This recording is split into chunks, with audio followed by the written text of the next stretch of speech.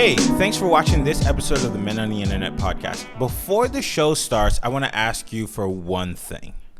If you like what you're seeing, and even if you don't like what you're seeing, please make sure to like, subscribe, and share this video as often as you can. It really helps us with our ability to grow this podcast and make it into the algorithms. Even by just liking this video, it puts us in front of more and more people, and it gets us to grow the podcast, and so we can have more of an audience and more fun making these episodes for you. It takes a lot of time, effort, and energy to come up with the topics, film it, record it, and edit it, so we'd be really happy if you could just like this video at the very minimum, and that's it.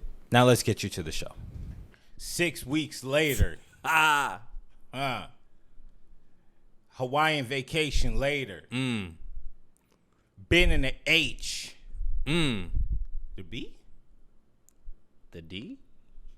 Pause. Yo, relax. No, pause. Okay. Never mind. Sunil's back. Sicko Sunil is back. The boys are back in town. That was real wild, brother. I didn't know what you were mentioning. I was saying the H. It's Houston, right? But I was in Dallas, so it's the D? The Dow. Pause. That's what we would say. You was in the Dow. That's wild for you to say that. Man, how was the D? Pause. I have no idea. You don't want to get canceled? You say pause? Yeah, I'm saying all the way pause. Okay. All right, how was it? What was everything like? Yo, so Hawaii was amazing. Such beautiful views. Just a real good reset. You know, I was out there for work, so there was stuff going on, but you know, the what's it called? Hospitality out there is next level. Can't be touched anywhere. I mean, I think overseas, but as far as any state in the U.S., Hawaii's got to be the most hospitable as far as just the culture and the aloha culture. Speaking of which, man, we got to go shout out prayers up to Maui because they going through it. Over 50 people passed away. Close to 90 now. 90? Yeah, it's close. It's getting close to 100 now. Wow. And I've actually, when I was on the cruise in April, I met a bunch of people from Maui, actually. So I reached out to them to see if their friends and family are all safe. And luckily, you know, their friends and family are all safe. But everybody was it was chaos, they said, trying to get off the island, because it's hard to. Yeah, you're secluded. Yeah, you're just stuck there. There's no way to really leave. You're on an island regardless, so you can't just drive to the next state, you know. So the evacuation was pretty tricky, but you know, it seems like people are stepping up. I saw Newsom is sending some resources from the state of California. I think Bezos is sending $100 million. Floyd Mayweather was taking care of Floyd Mayweather first, yeah, by the way, but yeah. Floyd Mayweather, the king. He I think he's taking care of 70 families. Wow. So, you know, it's nice to see humanity in a time of need, people stepping up that can't step up. Man, I agree with that, man. Shout out to everybody in Maui. Was it another gender reveal? What? Was it a fire? It was a forest fire? Yeah. But you know, they had the gender reveal that in California that started the forest. Was it man-made or was it? No, I think it was heavy winds mixed with power lines and stuff like that. The Amish never experienced none of this. Nah, they sure don't. Or never mind. I'm trying to get canceled on my first day back. Moving on. What we talking about first, Kelby? How you been? I've been good. Looking good. Thank you very much. Last night was my first good night of sleep in maybe 3 weeks. Wow. I took a melatonin. And it all started getting blurry. Oh. You know, I was looking at the TikTok and I was knocked out. And I remember trying to do the melatonin thing a while ago and it not working, me staying up all night and getting a headache and all stuff, but I was desperate to fall asleep. So I took it, and I mean lately I've been just a walking around zombie because I haven't been sleeping very well at all. Waking up tired. I don't know if that ever happens to you. Oh, for sure. Man, I just wake up exhausted. But today I woke up feeling really good. That's awesome. So I'm back in the business. Energized, ready to go to, anything. Ready to do anything that life has in front of me. One night's good sleep can yeah. I almost feel like I'm white.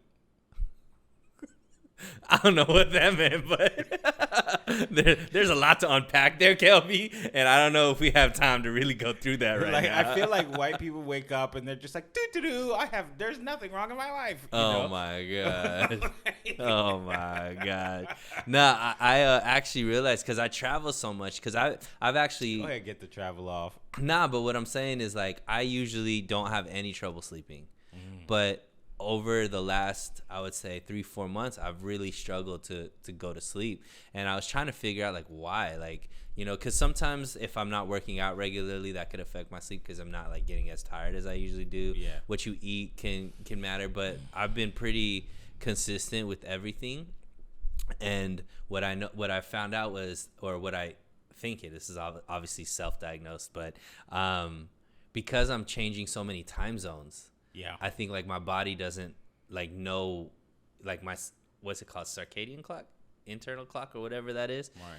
That doesn't know what time it is. So it's like, it just doesn't know when, like, my normal, because I like falling asleep by like 10:30, 11 o'clock, so I could wake up by like 6:30. Yep. But my body don't know what time that is anymore. Man, so you could never go on tour. I could go on tour. I just won't be sleeping well. Yeah, so the show would be bad. Nah, it would be great. We just gonna have to caffeinate. Yep. I think so. Okay, I'm gonna get into a topic, but I've been having chest pain. Oh, no. And on this episode of Explain All Your Problems to the Audience. Yeah, my left arm is going crazy. Oh, no. Yeah. That's not good. Yeah, no, not at all. No. Anyway. We need to change that diet. I honestly feel like it's the sleep. It could. That's a big sleep. deal. Yeah, it's messed up sleep. Especially if you start, like, because I don't know if to stay up, are you drinking more, like. Yeah, that's not good. Yeah, more caffeine. Yeah, that's not good at all. Yeah. Anyways, Billy Porter has been big. Okay, do you know who he is? Nah. Okay, so Billy Porter is an actor. Okay. Singer. Oh, was he the one who did the halftime show or he did some commercial? Is he? He's black. Yeah. Okay. He's black and he's gay. Yeah. I know who he is. Yeah. Okay. So the SAG-AFTRA strike has been going on for 30 days. Yes. And he lost his house. In 30 days. Isn't that one mortgage payment? So it's been going on. I'm sorry. I don't mean to laugh. I'm not laughing at all. I'm just saying. That means he's been had problems. Okay. So what he's saying is the executives are so greedy. That he lives paycheck to paycheck because he has a lavish lifestyle and he just bought a $1.something million house, and because the TV shows he's on, like, he was expecting to get a check, but then the strike came on because the executives didn't want to give them what they wanted, so they had to go on strike. Therefore, he started missing his payments, and now he has to sell his house because of the greedy executives. It's not because he didn't budget properly. Why would you put that on the victim? Are you victim blaming? You know what? I don't consider him a victim, so no. Why is he not a victim? Because he's dealing with lack of self-accountability and discipline. That's not because he's a victim. Yeah.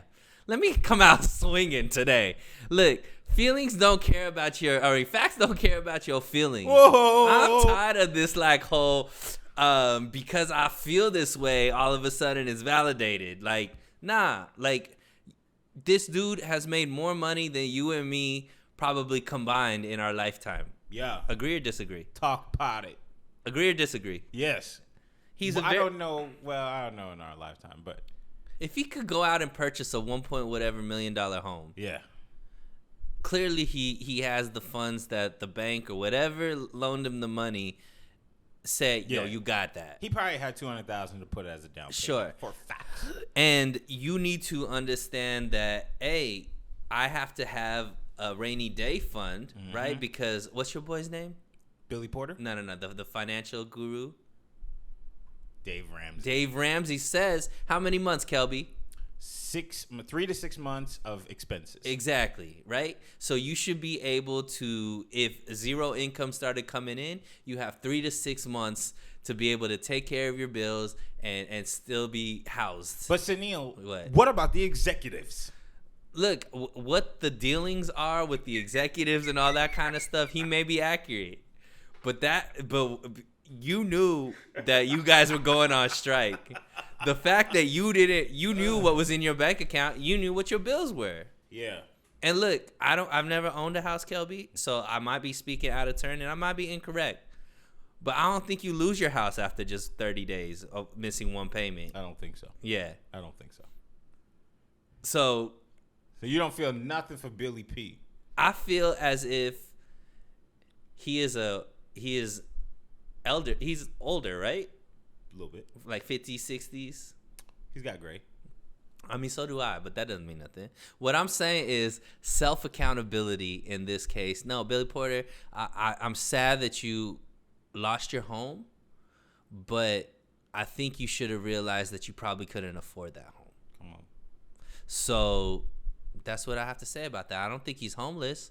I'm pretty sure he's living much nicer than people that actually are losing their homes because they lost their jobs or because, you know, the economy isn't where it needs to be and all this type of stuff. Those guys are literally looking for shelters and, you know, out on the streets and stuff like that. I feel sad for them and I pray for them. Billy Porter, man, this is just because you live a glamorous life and you don't know money coming in, money coming out. You don't know how to deal with that profit and loss report quite yet. Let me play devil's advocate. Go ahead. What if he booked a show and he knew, all right, I'm about to get $1.5 million for the show. I'm about to do 10 episodes, 100-something K per episode. So I know for sure I'm about to get this money. But then the strike starts. Okay, so if you don't have it, what did Drake say? Don't ever loan what you don't have. Drake said that? Yeah. When? He had it in some song. That's why he's the GOAT. Yeah. Okay? Yeah. The GOAT of this generation. Whatever you think you have Come on. is just a thought.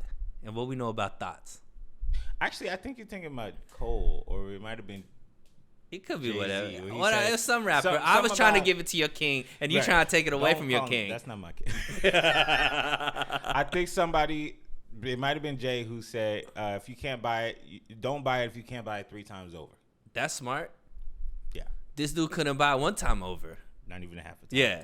Man, shout out Billy Porter. Money man. you think is coming is not the money that is actually there. Nah, we just need to get these bars off. Like, you know what I mean? Like, I can't, like, nah, he ain't a victim.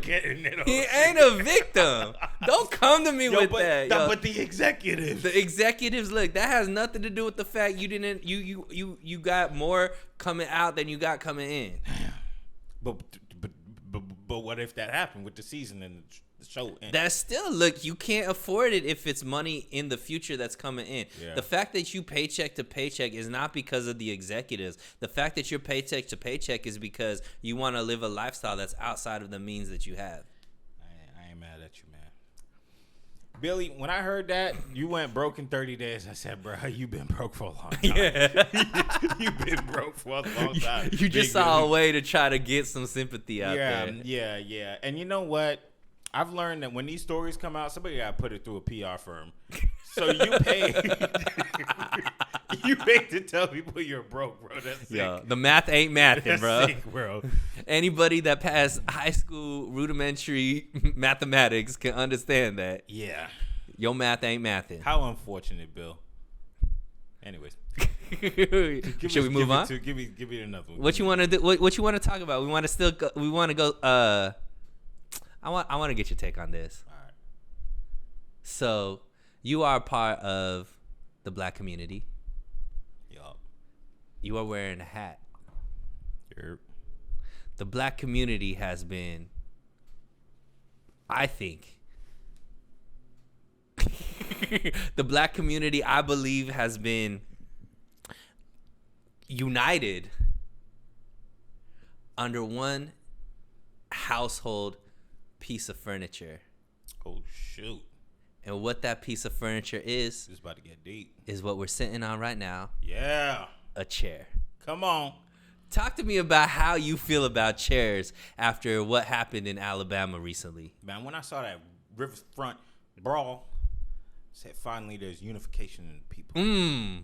Finally, we got off the plantation together. When that security guard threw his hat in the air like he was Bobby Schmurda, He said, he started getting his butt whooped. yeah. And the people said, I shall not allow. Not today.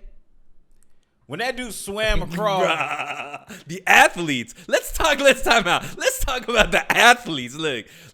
The Olympic national team is in good hands. Cause we had swimmers. Come on.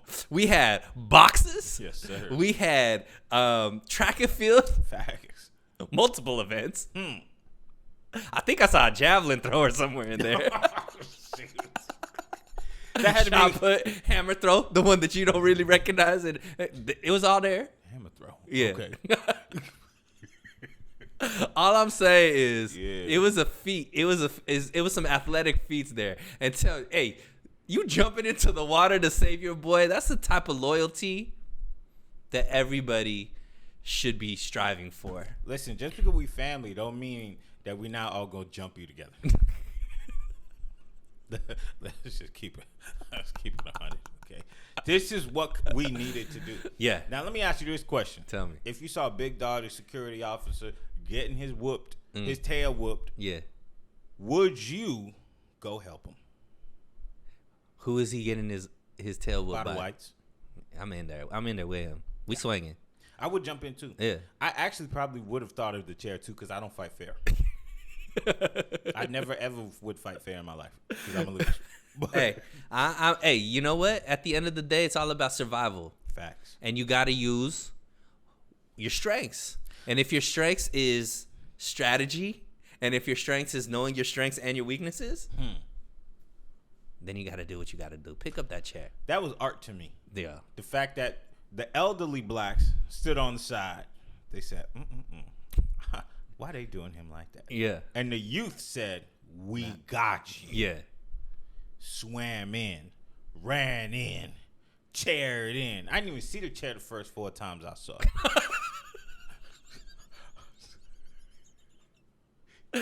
Kelby had it as a screensaver in his back. They came in like they was Dwayne The Rock Johnson. Dun, dun, dun, dun, dun. Come on now, that's John Cena. Yeah. Man. Don't You do say that. he the blackest person in the WWE. That's facts.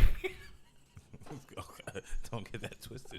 But we talking about the Nation of Domination right now. You talking about Rocky Maivia? I'm talking about you ain't The talking Rock. about no. You talking about Rocky Maivia? Yes. That's the Nation of Domination. Yeah, you be careful with the end. They already kicked the dude out of Big Brother this season. But I love seeing the unification of everything. I loved seeing everybody kind of fight for the person that was in need. But internet's undefeated. The amount of rap songs that came out within 3.5 minutes of that video going out, the amount of memes, the amount of reels, TikToks, bruh. It's like people are waiting for moments to just like create content. Like It's incredible. It's nuts. Like people don't even process things. They're like, this is about to go viral. Let's make some content about it. I love it. I love that. Because, I don't know if you've been seeing, but there's a lot of stores getting robbed. There's a lot. There's a lot of stores being robbed right now. Yeah. And Here in LA. We unified in that. I don't like that. I like that we unified to help the security guard who threw his hat up like Bobby Schmurda. Yeah. I support this. None of y'all deserve to be arrested. I heard that they were going to arrest the dude with the chair. Free him. Yeah. Free chairman. The chairman. Free the chairman. I've been seeing they put Timbs on chairs. I walk around with a chair on my hip. Yeah. I'm looking for a fight now. I'm looking to hit somebody with the tip of the chair, hit him with a chair shot to the head. I'm telling you right now, if somebody walk up to me, I'm sitting on an aluminum chair right now. You ready? You've been training. I have been.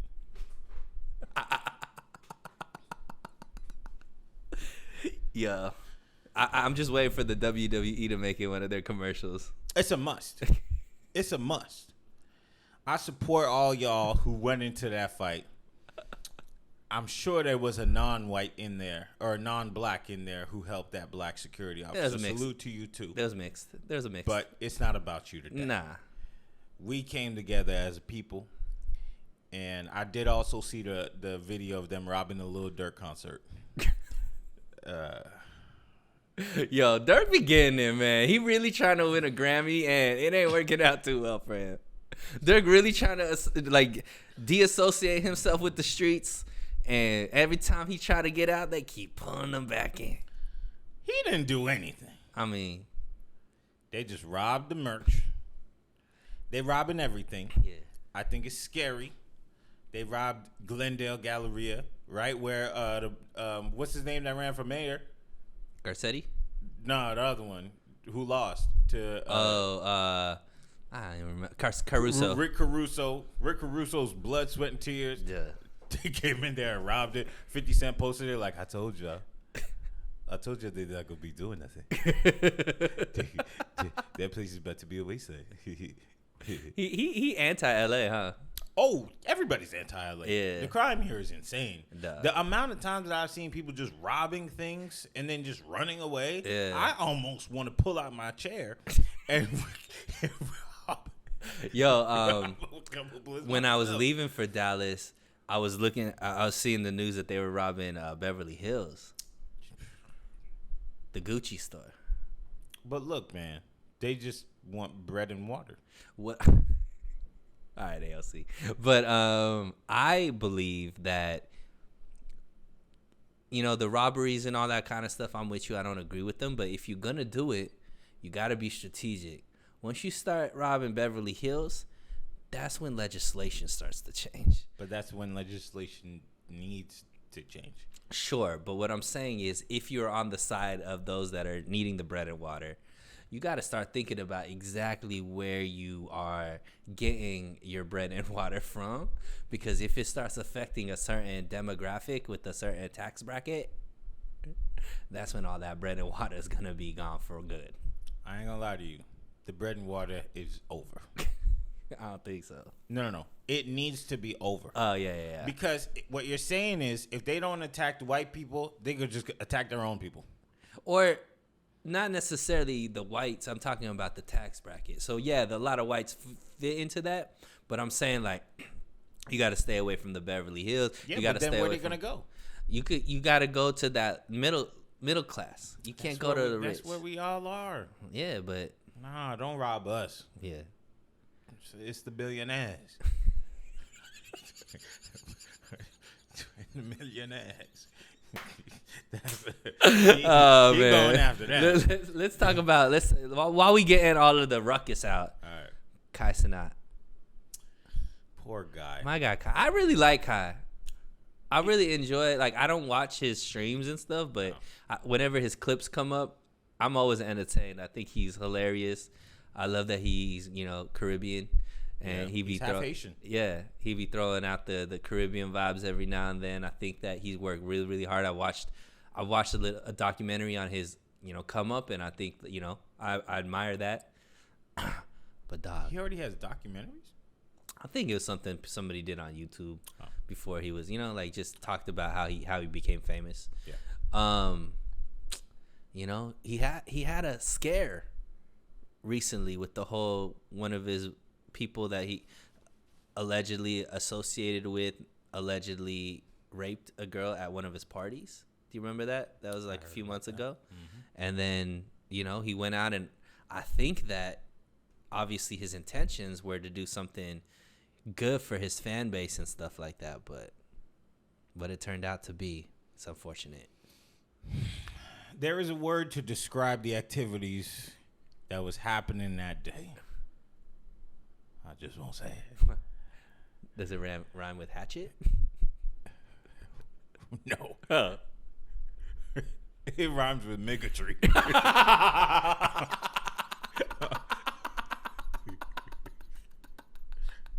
I'm not going to say the word, though. I can't say the word. But there was a lot of bigotry going on there. And I don't even know how it turned out that way because I saw the videos from that. And they was just doing a sturdy on the car. Yeah. And beating people up and just tearing things down. How did we get to that? Yo, he was tearing out PS5s. I know. It's kind of wild because I just think it's a new generation, man. I think it's a new generation. Everybody's trying to go viral. We're degrading as a morale. I can't even say it because this has happened in every generation. You know what I mean? It just keeps getting worse. But I don't think that usually the chaos and stuff is for a cause. This was just because. You know what I mean? Shout out Cenat, man. Yo, man. You tried to do something good, you got arrested for it. Yeah. Hopefully, hopefully the charges won't be too deep. Because it's kind of like the charges sound wild, like inciting. It's kind of like that Jason. It's kind of what Trump's in. Yeah, that was January 7th. The Revenge of the 6th. Yo, like for real, like his allegations sound like the Trump indictments. To be honest, man, Kai, I know you're young, and this is annoying, but you got to get permits for things.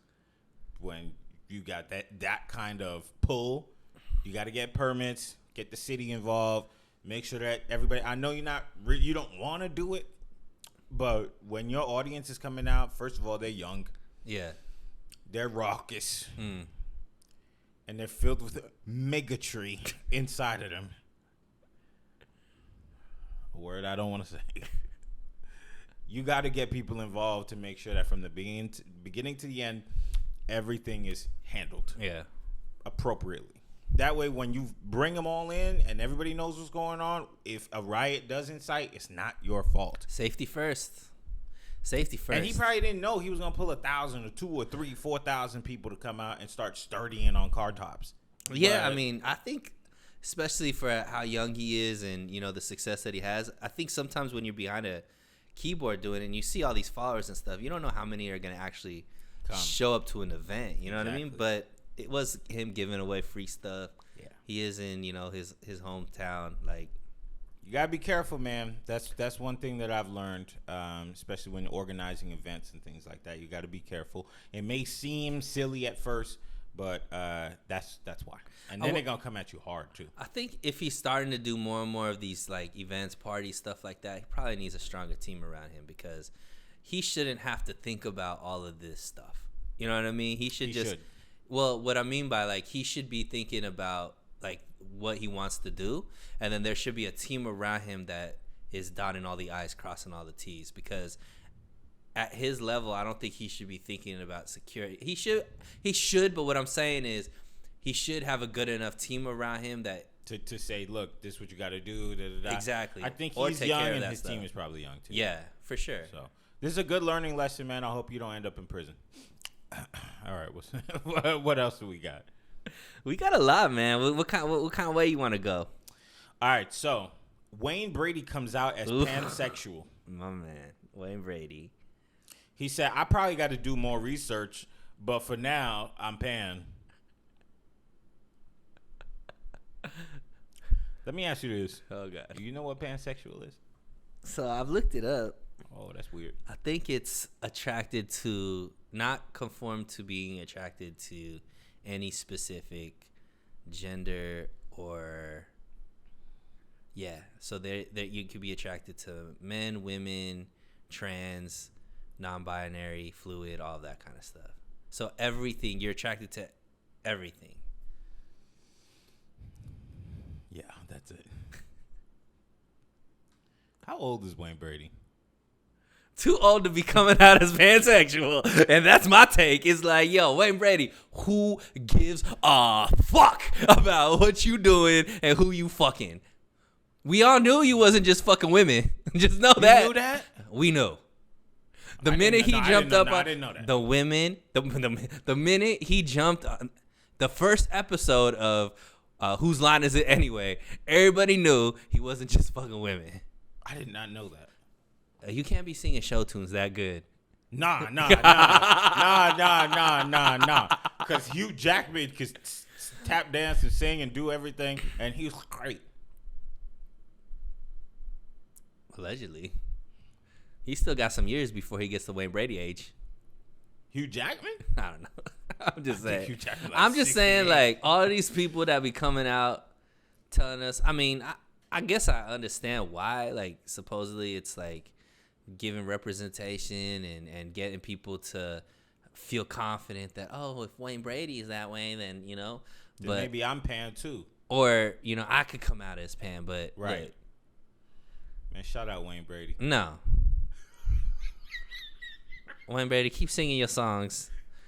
Keep being funny. Keep entertaining. Ain't nobody give a fuck about who you fucking. Yikes. Yo, let me get my thoughts together. Let's keep it going. No, wait, hold on. I worked with somebody who was Pan a long time ago. Okay. And I didn't understand what it meant. But I feel like it just means like you kind of freaky a little bit. Because it's like you can't even make up, like you can't even confine who you like. Yeah, you just like everybody. I like everybody. Now, I think it really actually means you can connect with anybody more than like physical. Okay. It's like, oh, I could connect with their heart because they're cool. But at Wayne Brady's age, I just feel like, yeah, it's okay if that's what you was trying to do. Like, you want to be a poster boy for pan people. I get it, but my big issue with what he said was, I think I need to do some more research first. But for now, I'm Pan. Why don't you just do the research, right? Then find out what you are, and then tell us. Why you need to do research to find out what you are? Because there's levels of confusion to this. All right, look, this is what I don't understand. You are a cis Indian male. Yeah. That's the problem. Heterosexual. Cis heterosexual man, that's the problem. And guess what? Nobody gives a fuck who I'm fucking either. Yeah, because you're the not the norm, but yeah, you're the average. Let's do it. What I'm saying is, average. Why does it matter to keep coming out and talk about this stuff? Because some people are oppressed. Is he? Is Wayne Brady the poster child for oppression right now? Well, Wayne Brady's black, and he's like Pan, and he's the poster boy for oppression. Please, he's too oppressed. Please people. Oppress me the way that Wayne Brady's been oppressed his whole life. You don't know what he's gone through. All I'm saying is I want that bank account. Well, I don't know if he's a month away from losing. Well, all I'm saying is that, like, I think that we're creating too much into who we're attracted to. Just be attracted to whoever you want to attract. Why do we feel like society's at that point? I think that the reason society isn't at that point is because we try to define everything. Like, if you're attracted to men, cool. Be attracted to men. If you're attracted to women, be attracted to women. If you're attracted to men and women, be attracted to men and women. If you're attracted to trans, then be attracted to trans. Like, why do we have to, like, come out and be like, this is what I am, this is what I am not, type of thing? Like, to me, I think it actually represents something completely different. Like, when somebody comes out as, like, pansexual, or they start talking about trans this and all this, to me it's all political. It has nothing to do with the actual, like, what you're defining. I don't know. That's just the way I see it. Is like, it's more of a political statement than him trying to, like, live his truth or whatever the case may be, because you could live your truth without needing to have all the attention on it. I don't know. That's just how I see it. That actually might just mean that the way you see the world is that everything is fine now. I don't think that. No. Because what I'm saying is, some people come out to be a poster boy for certain things because they know that, yeah, they have money and they have status, so no one's gonna mess with them. But there's somebody out there who doesn't have money and status, and if they come out, somebody's gonna mess with them. So that's why they try to come out, to be a representation that everything is okay. But if you're saying that you don't have to come out anymore, that just means that you think society is beyond hatred for the people that need representation. So I can't speak for society because there's still people that, you know, I think there was the dancer that was killed out in New York that was voguing or whatever it is. When did that happen? Recently, like in the past few weeks, I would say. Oh, there was he's an African American dancer. He was like voguing, and it's being charged as a hate crime. So I still think there's bigots out there. I still think that there's people that are uncomfortable and will attack people just because they're gay or trans or whatever the case may be. Like, it would be ignorant and naive and not the truth to say that everything's okay. But I think there's certain things where it's just like, we're just creating stuff now. Jeez. What's the difference between bisexual and pan? Well, bisexual likes men and women. Pansexual likes men, women, non-binary, trans people. So just everything else that was created. Everybody.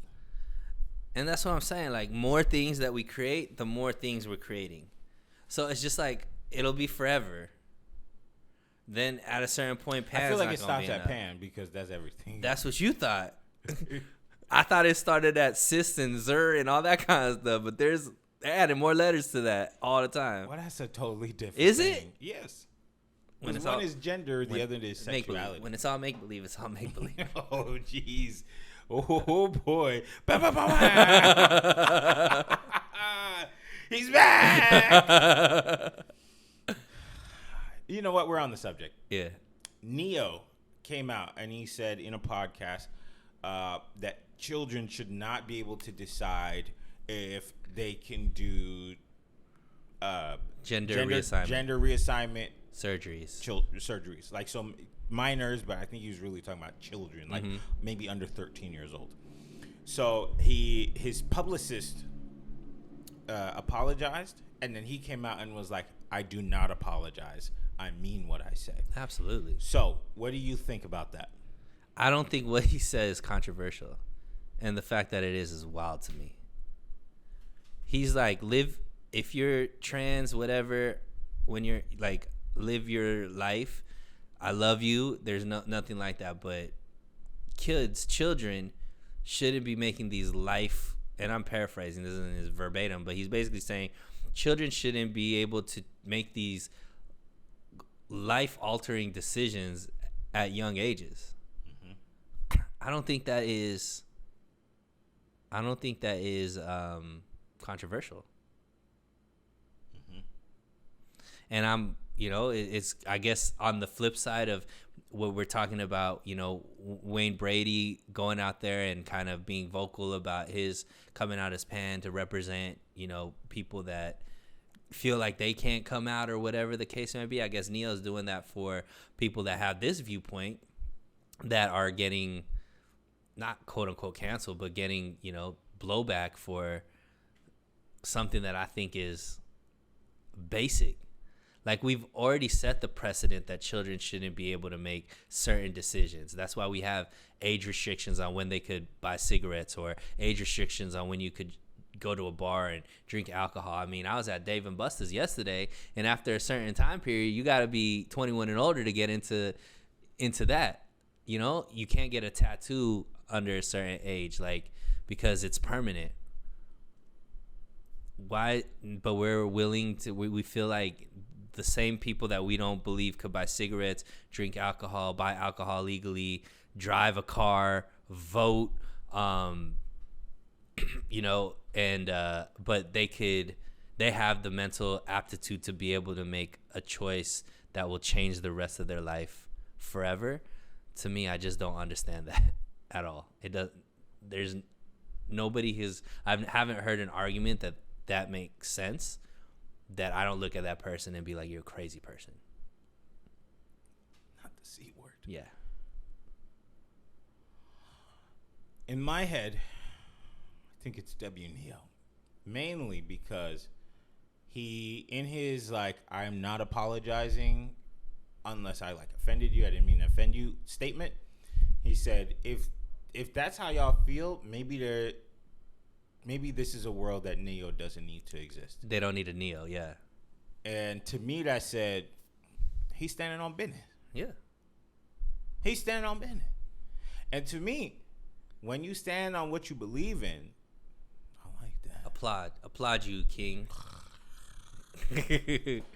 I agree, and I want to make it clear. Look, when you're an adult and you feel these things, you talk to your medical advisors, you talk to your doctors, and if everybody is on the same page, go ahead and do whatever you need to do. But I don't think I agree with Neil, man.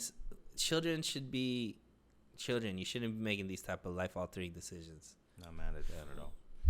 Neo, I support I support the fact that you stand on what you said, and I do believe that in society today, this is how I feel.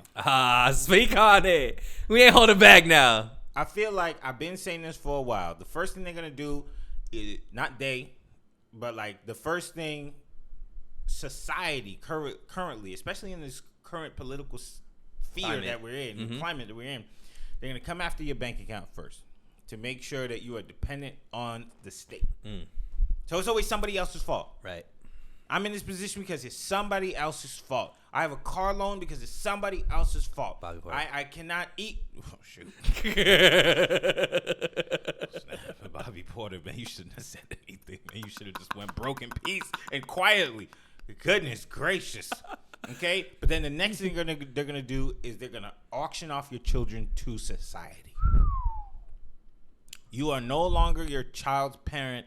It's up to the teachers and the state and the village to raise them. Listen, man, from the era when I grew up, the village that raised your kids was the one that you chose. Yep.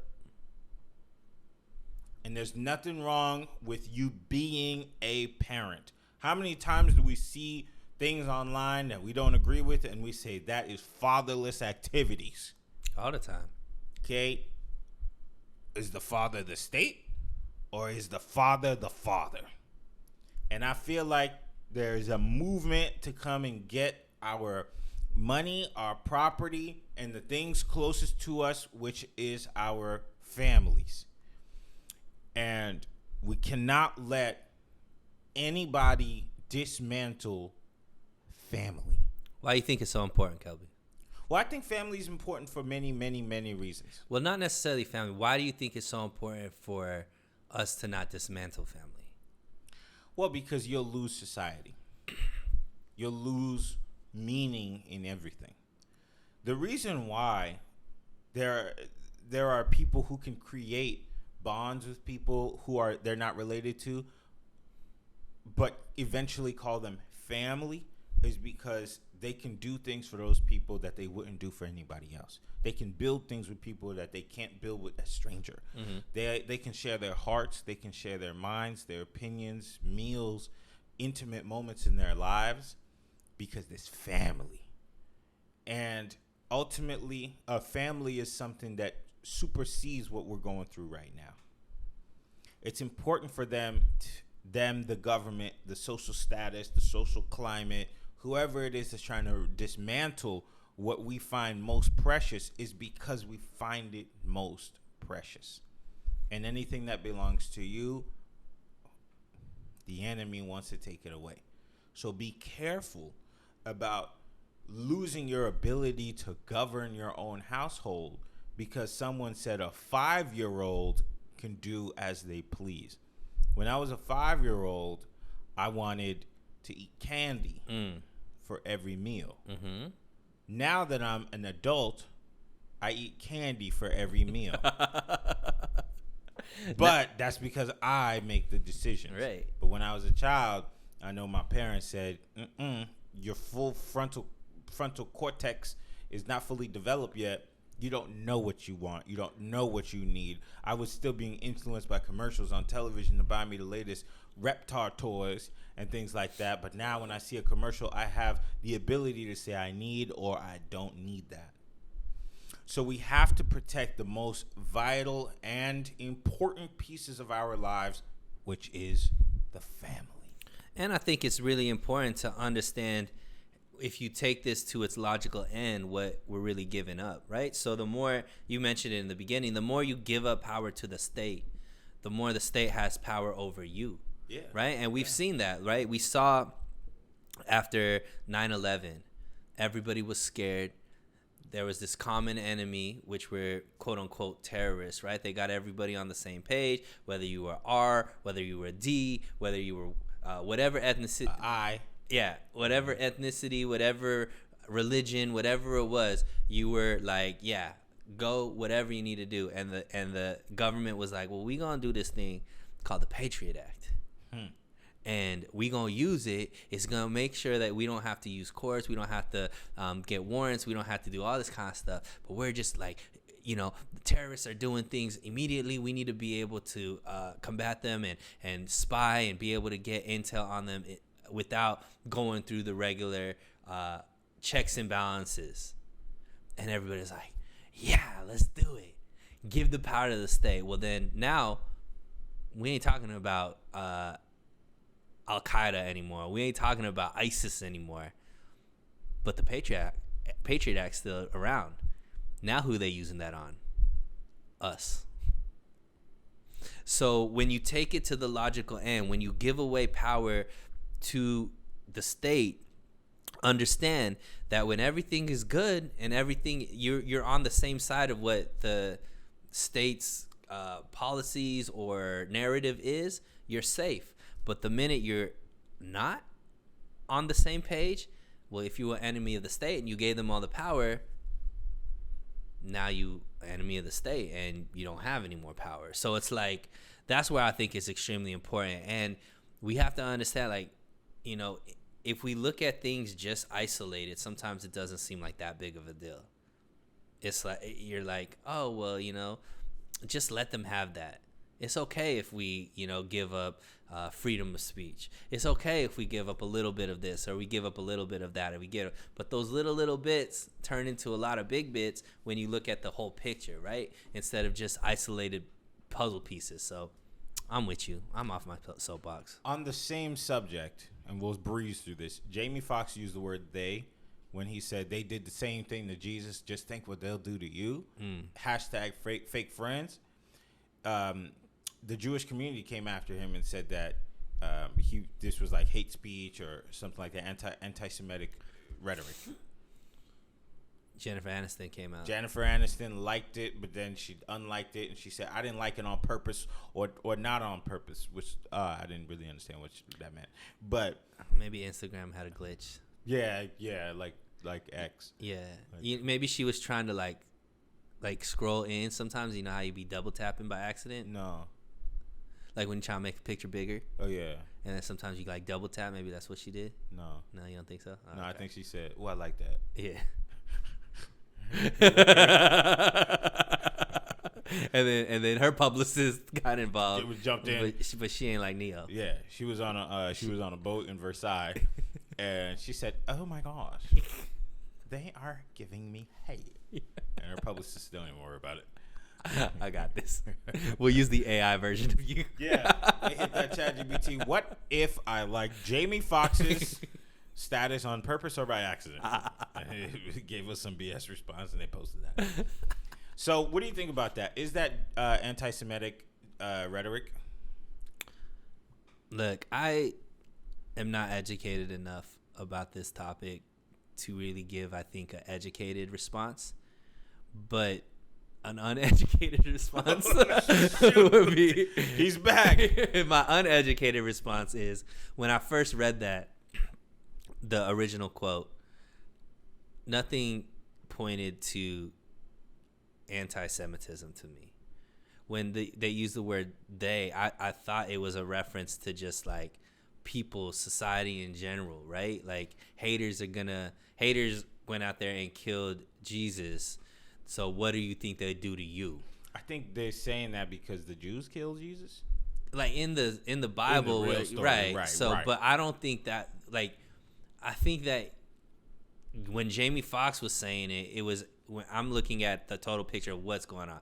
Jamie Foxx, the news it was like he's dead, he's alive, he's in a coma, all this kind of stuff. So I'm looking at it like he's talking about just in general people, the media, the blogs, all this kind of stuff. They'll they killed Jesus, so of course they're gonna crucify you or create whatever narrative around. That's what I took it as. It had nothing to me to do with the specific ethnicity, religion, race, or anything like that. Just like haters in general. I think he was just quoting that. That's what I took. But I think a lot of things become anti-Semitic without me really understanding it, because I don't be really knowing the Bible that well, or knowing the Jewish faith that well either. I've heard many renditions of they killed Jesus, what you think they're gonna do to you. Mm-hmm. And when I've heard it just in my life, people are like, just because they like you or they say they like you don't mean that someone's not gonna stab you in the back. Right. In fact, my mom kind of said something to me like that this morning. I was telling her about something, and I was like, I don't know if I should be worried about this or not. And she goes, you should be worried. I was like, but they say they like me. And she was like, yeah, just because they say they like you doesn't mean they're not going to stab you in the back. Yeah, you saw what they did to Jesus. You say what they did to Jesus. That's what she said. Yeah, pretty much, So, I don't know about my mom's status as anti-Semite. Mama Joseph. I don't think that's not her last name, but Jocelyn. Oh, okay. Actually, it's neither one, but I don't think she is, and I don't perceive Jamie Foxx to be one. I think he was just saying some old black stuff, and it just got picked up the wrong way. And then now you got Jennifer Aniston in there. She's probably smoking a cigarette somewhere, and boom, now everybody's in trouble. Listen, man, Jamie Foxx been out of the hospital 15 minutes. Leave him alone. Right. For him to already be in a scandal, he was just expressing himself, which is another thing. I think sometimes we got to stop expressing our innermost thoughts on the internet. Wayne Brady. What we got next? As we talking about expressions and sexuality. Yeah. will.i.am. My man. will.i.am did a podcast called something with the CEO. I don't know. And it was with some British dude. It's a podcast a lot of girls write on their Hinge profile. Oh, okay. Yeah. Maybe I should watch more. But it was an hour and 20-minute long interview, and I think a lot of parts were actually taken out, and he had some good content, I think. But I think that one of the things that stood out was, I think he was asked about relationships and things like that.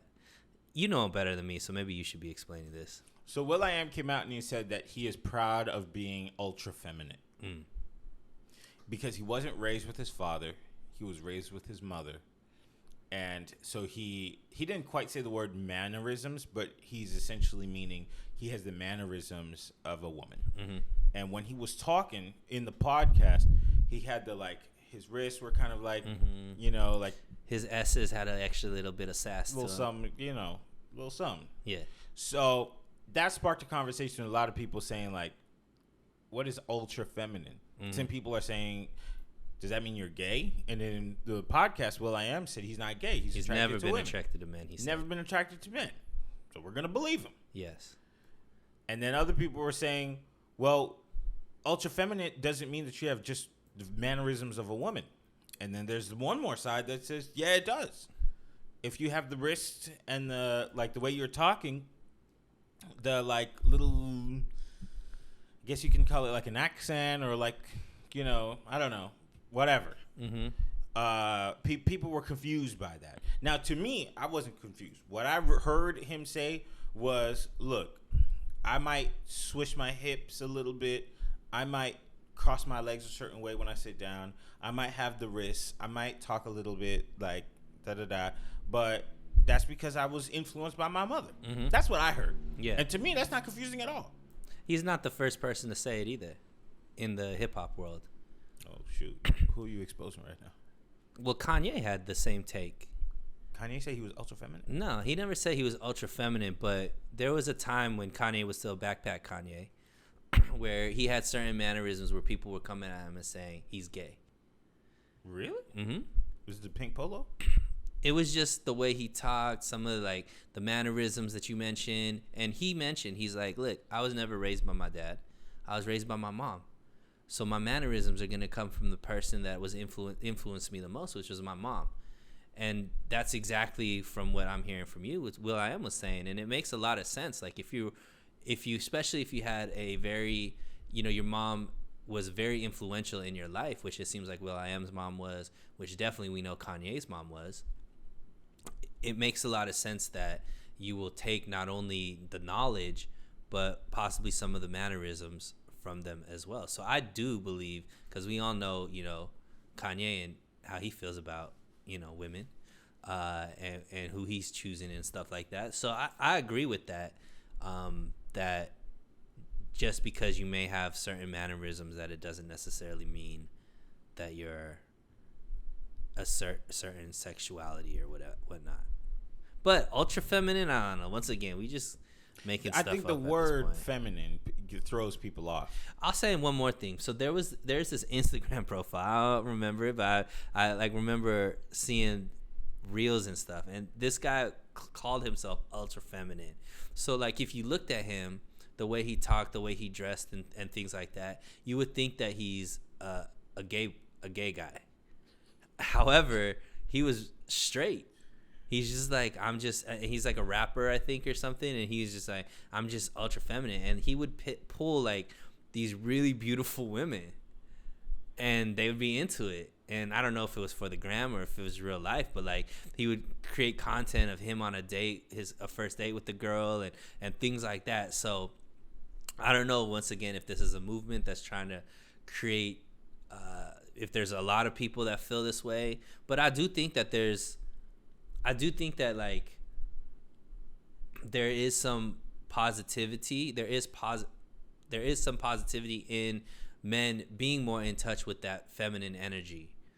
And what I mean by that is like being able to be vulnerable, being able to maybe be a little bit more nurturing, or handle emotions better than what pure like the masculine energy of those types of things are. I think there should be a balance, but I think in any, if it's too extreme, like if there's not a balance, there's always going to be problems. Honestly, I thought he was just saying he's metro. I don't know if people still use that term anymore. That used to be a big term. Yeah, but like you just like a pretty boy. Yeah. And there was no like negative connotation to that. It was actually just like you just pretty. Yeah. Like Ryan Seacrest. Yep. So I don't know, dude. I think when people see a man who's not manly or leans towards something you would consider feminine or girly, they're like, yo, he's gay. Yeah. And it be those gay guys that will pull your girl with a quickness. I remember back in college, there was this guy. Man, if I showed you him today, you wouldn't even believe this story. But he had an energy about him that you just know, like he'll pull your girl and you. And there was nothing I could do to like. You was about to say your girl and your boy. And you. Whatever. All of them. He's pan. He was like. He was the original pansexual. He was like. Everybody was enamored by him. Yeah. But I remember this because I really liked this one girl. Like I thought she was the baddest thing at the time. And she straight up told me like, I'm more interested in that dude. I was like, him from Powerpuff Girl? Oh, you tried to throw him out. He thought I throw him under the bus. Like I'm talking about like heels and like straight up like Prince style type. Wow. And Prince she be was pulling. Yeah. So I was like, man, maybe I should. Yo, where's my mom's makeup at? I can't be losing it. Yeah, like, for real, dang, bro. Where the scissors? How I'd cut out the butt cheeks in my pants? I was like, this is unfair. I'm over here like, letting my chest hair grow. This guy's over here just singing. Yeah. Hey, girl. Then I'm losing to that guy. Yeah. I was confuzzled. Look, people be interested in whoever you interested in. Love to love. As long as you're not hurting anybody, do your thing. man. Shout out Will I Am. All right, what's next? Your girl. We about to talk about Lizzo. Your girl. I remember 6 weeks ago, Kelby, you were passionate. Looked me dead in the face and said, Sunil, it is unfair to just claim that just because someone is overweight, you can't just criticize that person because they're going to be working really, really hard. And there's a way that you could be 100 pounds overweight and still be eating right and working out hard. And it's unfair to be criticizing people for that. And I was like, nah, dog. Even them that are that size know that it's unhealthy to be that size and it's not attractive. And you were like, nah, man. Fast forward 6 weeks later, Lizzo's in the news for fat shaming. Her answers. Bullying. And sexual harassment. Kelby, what's your take on this? I'll give it to you. I'll give it to you. They're all wrong. They're all wrong. We shouldn't be fat shaming Lizzo because it is possible to eat right and exercise and be overweight for some odd reason. But also, that fat person should not be calling somebody else fat. You've been crying all over Instagram about how we are making fun. We, the people, have been making fun of you for being overweight. And then you turn around and treat everybody how we, the people, treat you. Allegedly. Now, Lizzo, you seem like a good woman. Does she? I'm not going to say anything. You probably didn't do this. Just like some of the crazy people think that Tory Lanez didn't shoot Megan. I mean, we were some of the crazy people that thought that initially. Now, here's the thing about everything else. Yeah. It sounded like Lizzo thought she was friends with her dancers. Did she? Yeah. I don't know. Because she's taking them to all these places that you would go with your friends. And the banana and the vagina thing is not something that Lizzo decided to do. It's a show that happens, and it's a thing.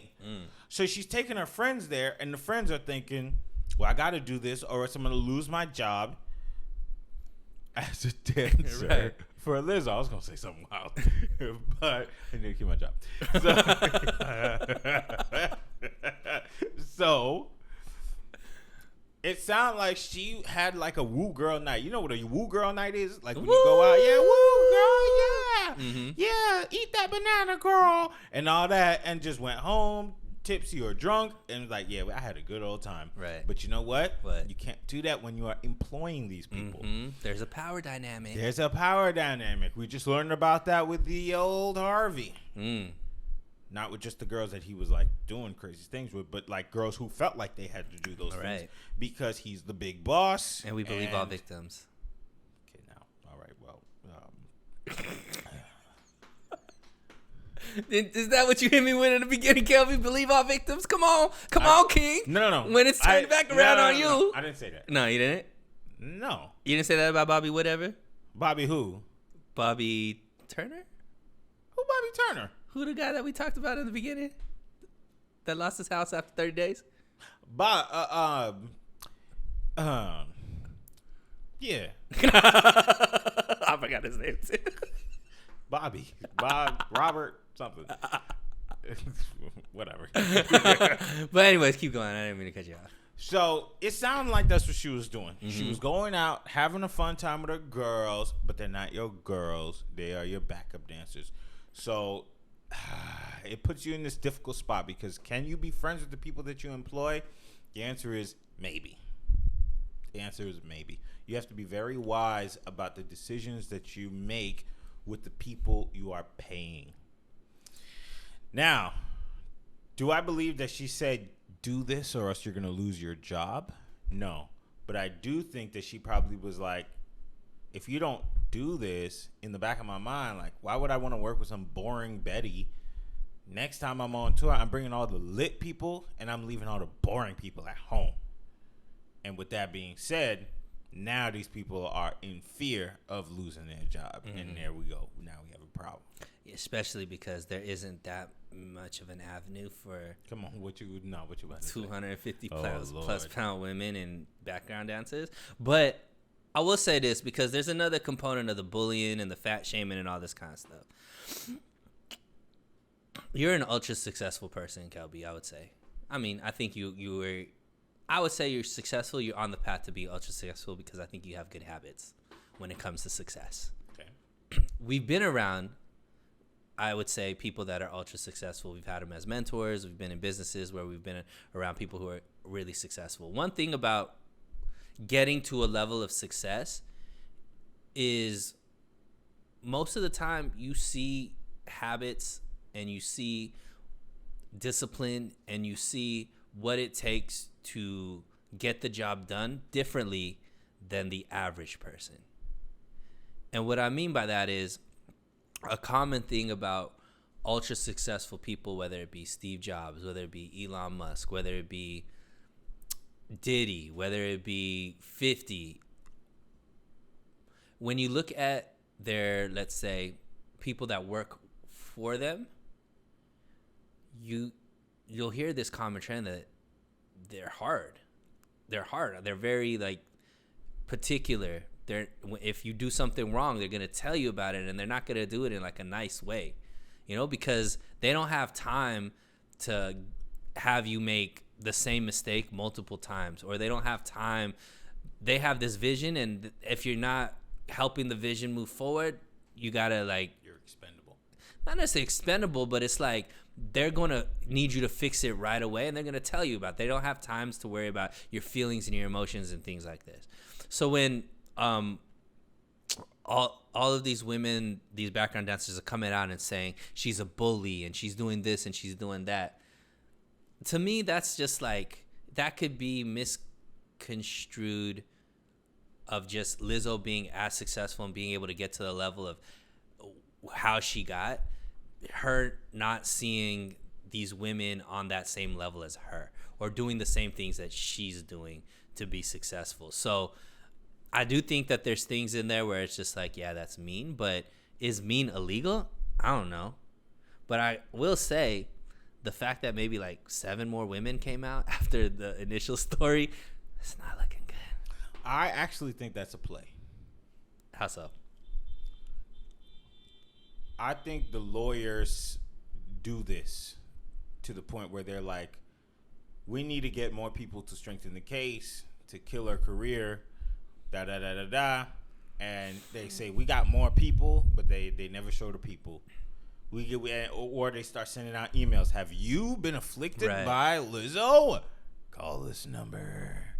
And then boom, now it strengthens the case because now people are just like what you said. They're like, more people came out. Yeah. Obviously, they can't all be lying. Right. But they don't show you the people. I feel like it's a play. Could be. People are coming to get the money. Could be. And the way Lizzo be eating, she probably got the money. That's her name on Instagram, Lizzo be eating. Oh, okay. That's double entendre. Don't even ask me how. Look at the camera. Double entendre. Let them know. Don't even ask me how. Nah, but they're definitely. I mean, look. Whenever it comes to these type of allegations and these lawsuits, especially when it's civil, I think this is all civil. I don't know if it's criminal. I don't think it's probably not criminal. It's just like a civil lawsuit that, like a workplace, thing. So there's always that underlying thing: is this just a cash grab? Is this just a way to, get your 15 minutes of fame or cash out on, whatever? But there's probably some truth to what they're saying. Obviously, these women felt a certain way, and in this society, if you have feelings, that means they're validated and it's the truth, right? So, Billy Porter. What'd I say? Billy Turner. Yeah.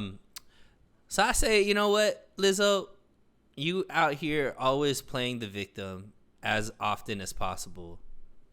I think she just got a little taste of her medicine of what it feels like to create this environment where we're just going to always be the victim. And she said some things to people that were fostered in that environment, and now they feel like they're the victim, and you're the big bad wolf at the moment. So reap what you sow. All right, if you're enjoying this episode, do me a favor, give us a like on YouTube. It helps us out a whole lot. It really pushes us and gets new people to watch the video. And if you're really, really engaged with this, leave a comment on YouTube. We're going to take a quick break. We'll get right back. All right, welcome back to the show. If you are enjoying the show, please consider dropping us a like. It really helps push the video and get a lot more people to engage with it. Let's get back to the show. All right, so what we talking about now? Should we talk about Zuck and Elon? Yeah, because it'll be quick. All right. There's not much to talk about here. Elon is putting it, Zuck is putting it down as, my man Elon's fat, and he's not. Wow. He's not serious. Yeah. He's not serious. I gave him a date, a time, and a place, and now he said he got to get surgery. And now he's saying, I just want to squabble up in your backyard. So Zuck said, I'm serious about this. Like I said, I'm gonna go fight people who's serious about the sport, and I'm going to let you go squabble it up with the doctors when you need to go get your little surgery, punk. Is Elon ducking? Oh, facts. Elon is built like a blue whale. He trained, though. He trains. Stop it. He trains. Trains what? Picking up the Jiu-jitsu. fork. Jiu-jitsu. Elon is so big, he needs to change his name to.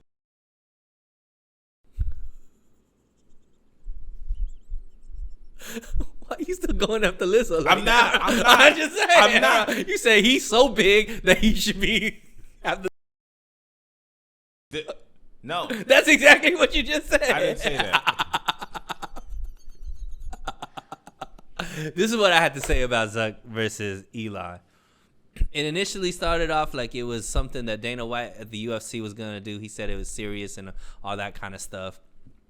Then I started seeing Elon put out something saying the UFC is no longer involved. And to me, it seems like this is more of a marketing ploy that Elon is doing. And I do agree. I think Zuck's more about that life than Elon seems to be at this point. So let's end it like this. On a scale of what percentage would you give it that this fight happens? 5%. So you think there's very little chance? I never thought it was going to happen. Cool. I still have faith that it's going to happen. I think there's just too much money to be made. And I think that one thing that I have seen in Elon is when he says he's going to do something, he usually does it. So I think that probably the surgery stuff, I think that he knows he needs to get in shape because Zuckerberg be in these tournaments. Zuckerberg actually fighting on training on a regular basis. I don't think Elon be training like that, like Zuckerberg be training. So I think he's trying to buy some time. But I think it does happen. There's no amount of time that you can give Elon Musk to get away from X, to stop tweeting or Xing memes, to go do a push-up, for him to go fight Mark Zuckerberg. We'll see. I give it a 63% chance that the fight happens. And with Dana White. Sure. Dana knows it's not serious. He knows that the last time Elon broke a sweat, it was to eat an ice cream sandwich. I disagree. Dana White was just asked this question this week, and he said, yeah. He's like, it's real. and we're working on it, making it happen. And Dana don't be just saying stuff to say stuff. So I do but think didn't you just say he said he's not gonna do it? Elon put something out that, you know, it's not going to be part of the UFC. Or I saw it. I don't know if Elon said it or Elon's people or something reports. It's Twitter. I don't know, like, what's real, what's not. But it's X. Is that what it's being called now? Yeah, it's X. That's why I keep saying X. I know that's what they changed the logo to, but I still call it Twitter. Go on your phone right now. Type in Twitter.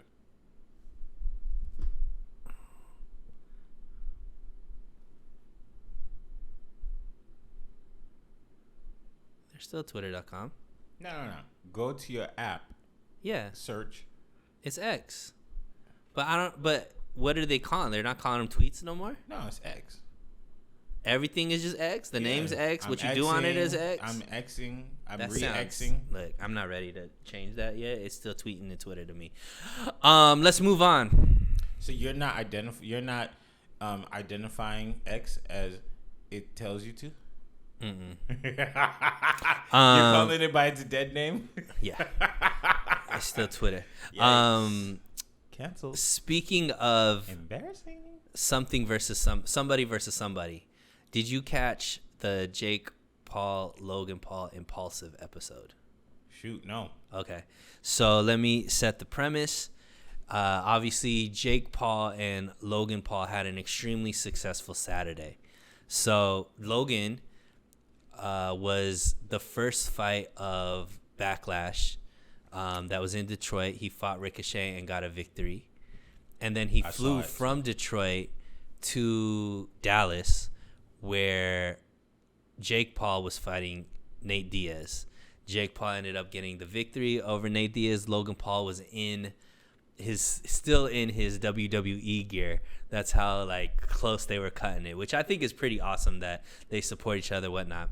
So anyways, we all know that Logan Paul is the co-founder, and he's pushing everything is about this Prime drink that he has, this Prime sports drink or whatever. I don't know what it's called. I drink it too. Hydration drink. Yeah, I think people like it. Yeah. So anyways, the sponsor of Jake Paul's event was Celsius, which is a direct competitor of Prime, right? So in, I guess, the contract, Jake Paul's business partner put in that Logan Paul cannot bring in any Prime or wear any kind of Prime gear to the event, because obviously he's going to be on camera a lot, and because the sponsor is Celsius, that, you know, they don't want the competitor to be getting airtime and all that kind of stuff. So this has all happened, whatever. So during the podcast, Logan brought this up to Jake and was talking about Jake Paul's lack of loyalty as a brother and all this type of stuff. Jake Paul then went at Logan and said, well, you kind of are conveniently bring up that we're brothers when it's convenient to you, but then you do a lot of things that would be anti being my brother, like team up with KSI, who you know is my rival, like and he went down a list of the things that he's done at certain events and all that kind of stuff. Blur out his Better logo because his company is Better, he's partnered with Better, and Logan had blurred out the Better logo in one of Logan Paul's videos and stuff like that, because Logan Paul has a deal with Barstool, which also does gambling and stuff like that. So anyways, they went back and forth. So my question is, what is the line between family and business?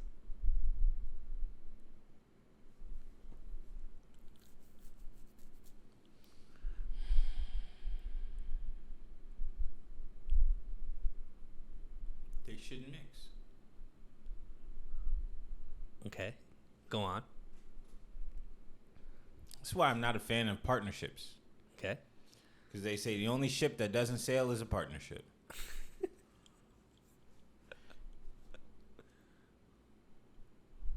You're in the minority if you have a family-owned business that is successful, because there's so much going against it. Mm-hmm. There's people that work in the family. There's people that don't. There's people that are effective. There's people that are not. There's people that complain. There's people that are not. There's people that want to do this. There's people that don't want to do it. There's people that know how to handle money. There's people that don't. There's people that steal. There's people that work with the enemy. There's people that do all these things. So you know what? Let's just not. You do your power drink thing over there with my enemy. He's still my enemy. I'm going to punch him in the face when I see him. When we do the Celsius thing over here, don't be upset because I ain't got nothing to do with Prime. And you're still my brother. If you was cutting me a check for Prime, that's a different conversation. Right. But because I don't believe in people in partnerships, like I believe in partnerships that are not that are not owned by the same people. Right. So if Jake doesn't have any ownership in Prime, then it's cool. Right. What does brothers have to do with this? This is business. Right. It's separate. I agree.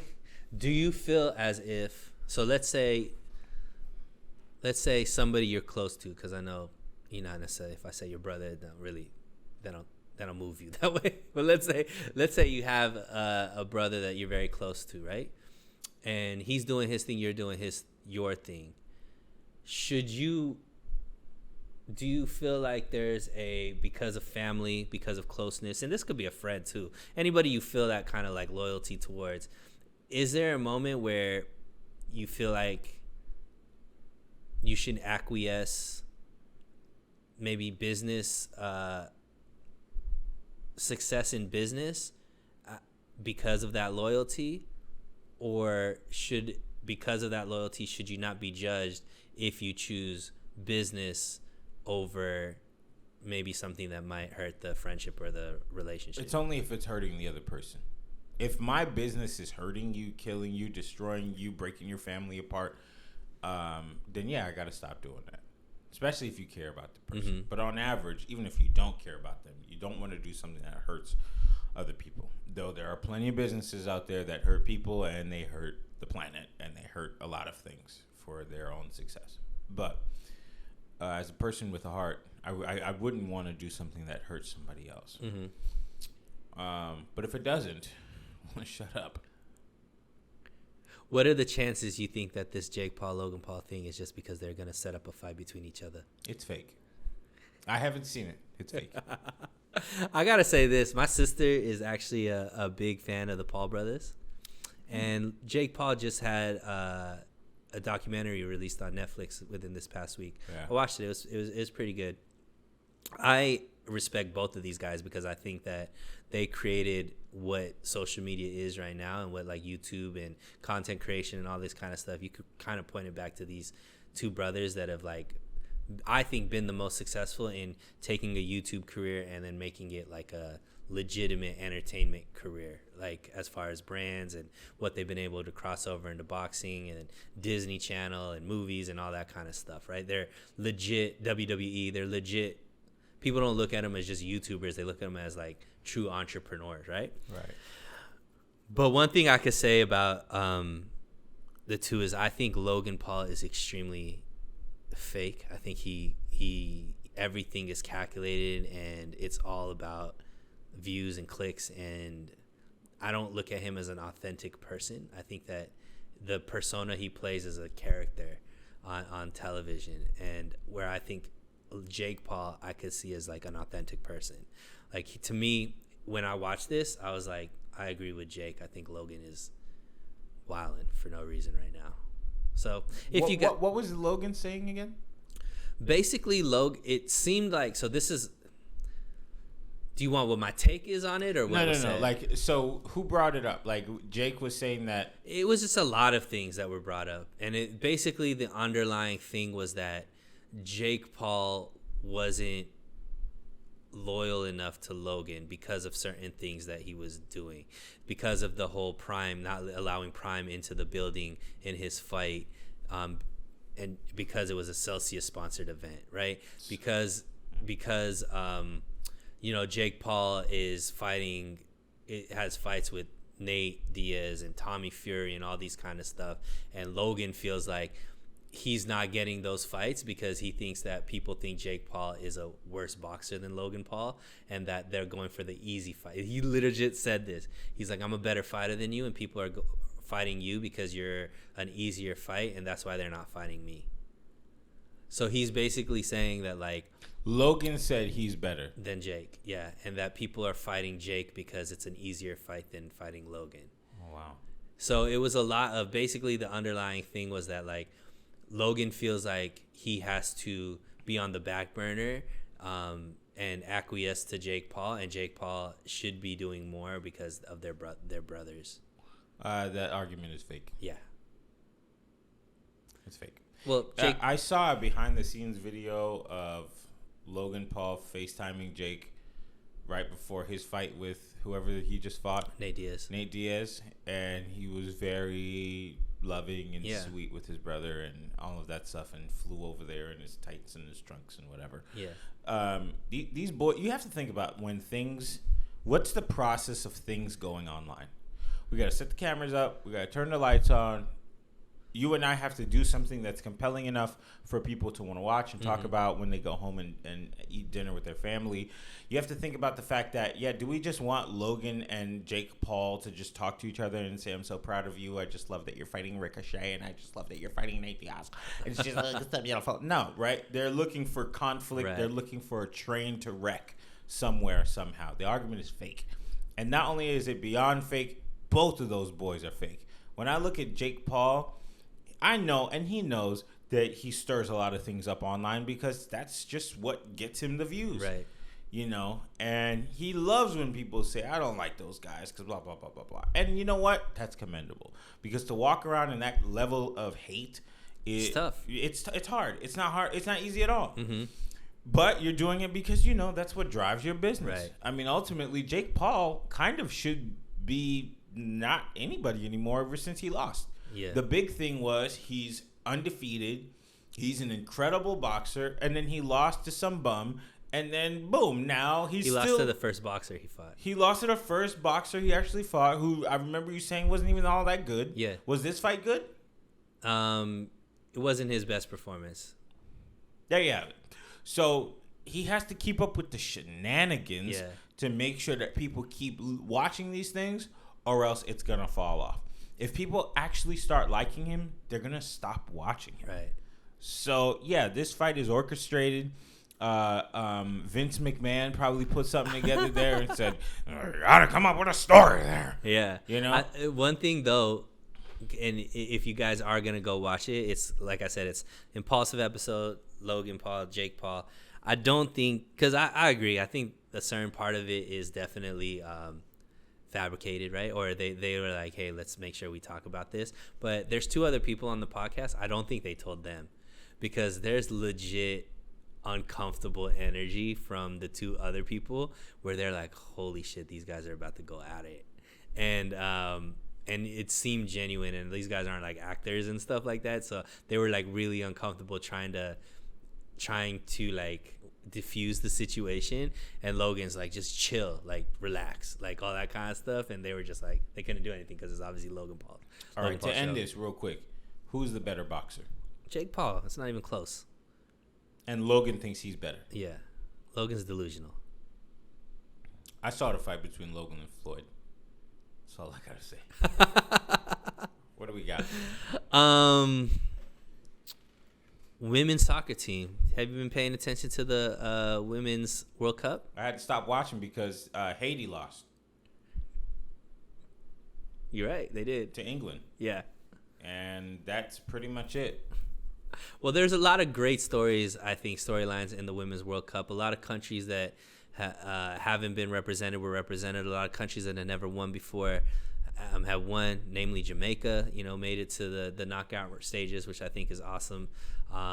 Great stories about, different athletes and things like that. But we know the U.S. women were back-to-back winners of the World Cup. They were about to be if they won this year, they would be the first country ever in the history of World Cup, on both men's or women's, to win 3 World Cups in a row.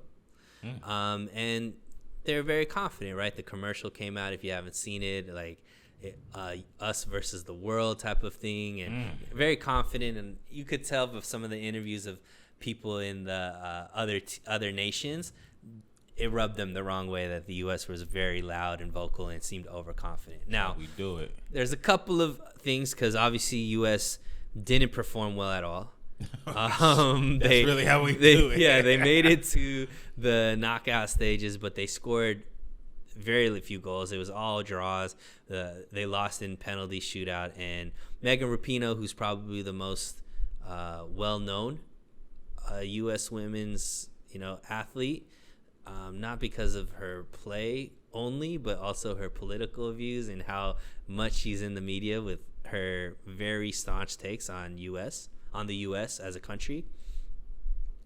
Played terrible, bruh. She was the worst. Like, it was not good. Like, I don't think she made one positive play in the whole World Cup, and she missed her penalty shot badly.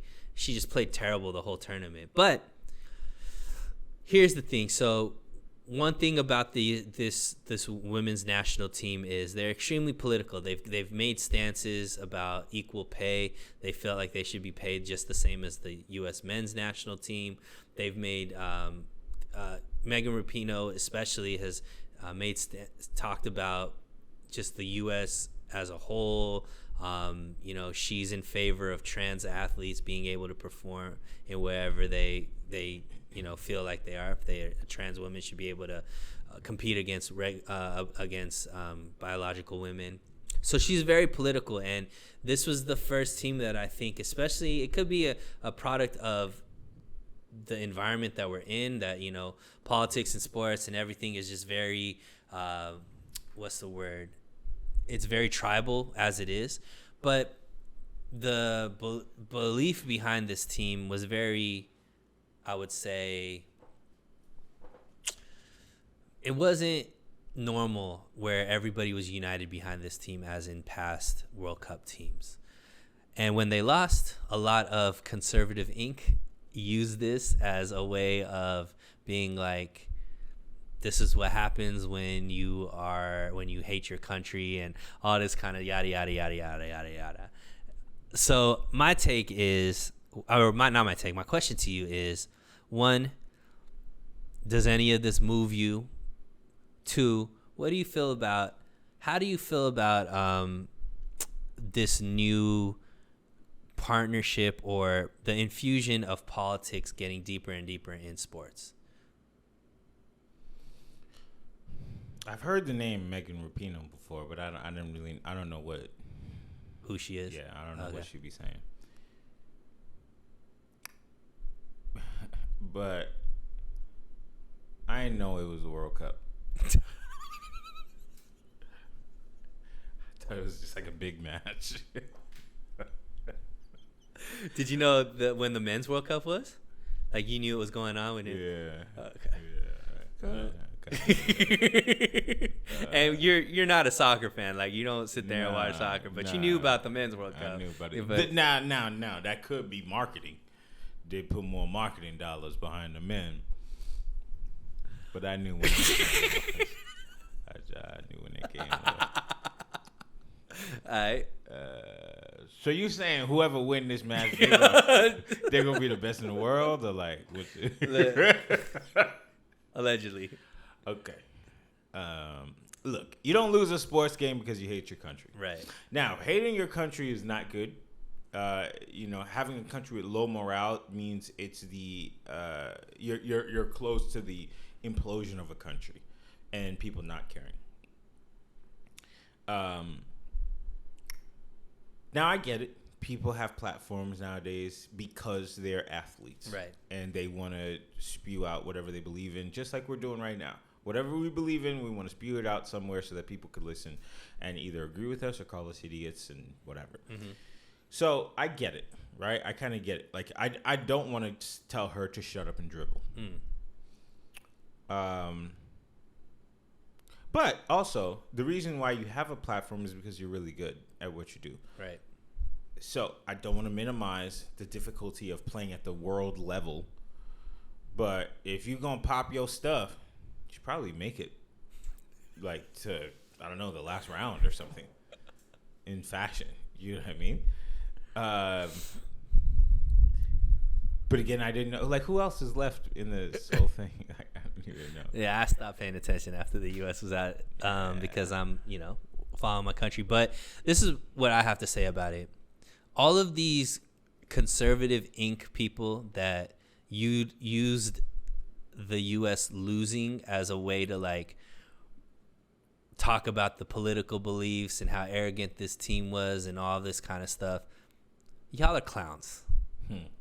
Like, ultimately, if you believe that this team wasn't unified behind the U.S. and quote unquote hated the U.S. and all this kind of stuff, you aren't doing anything positive in, like, utilizing the lowest moment of them, like, losing as a way of jumping off and trying to use that as, like, somehow your argument is more validated now. Nah, like, shut the fuck up. Like, ultimately, if you behind U.S., you behind the U.S., and them losing sucks. Yeah. If you're pro U.S., like, they should win, right? You want them to win. They were about to make history if they won this World Cup, and they were the favorites going in. So it was disappointing that they lost.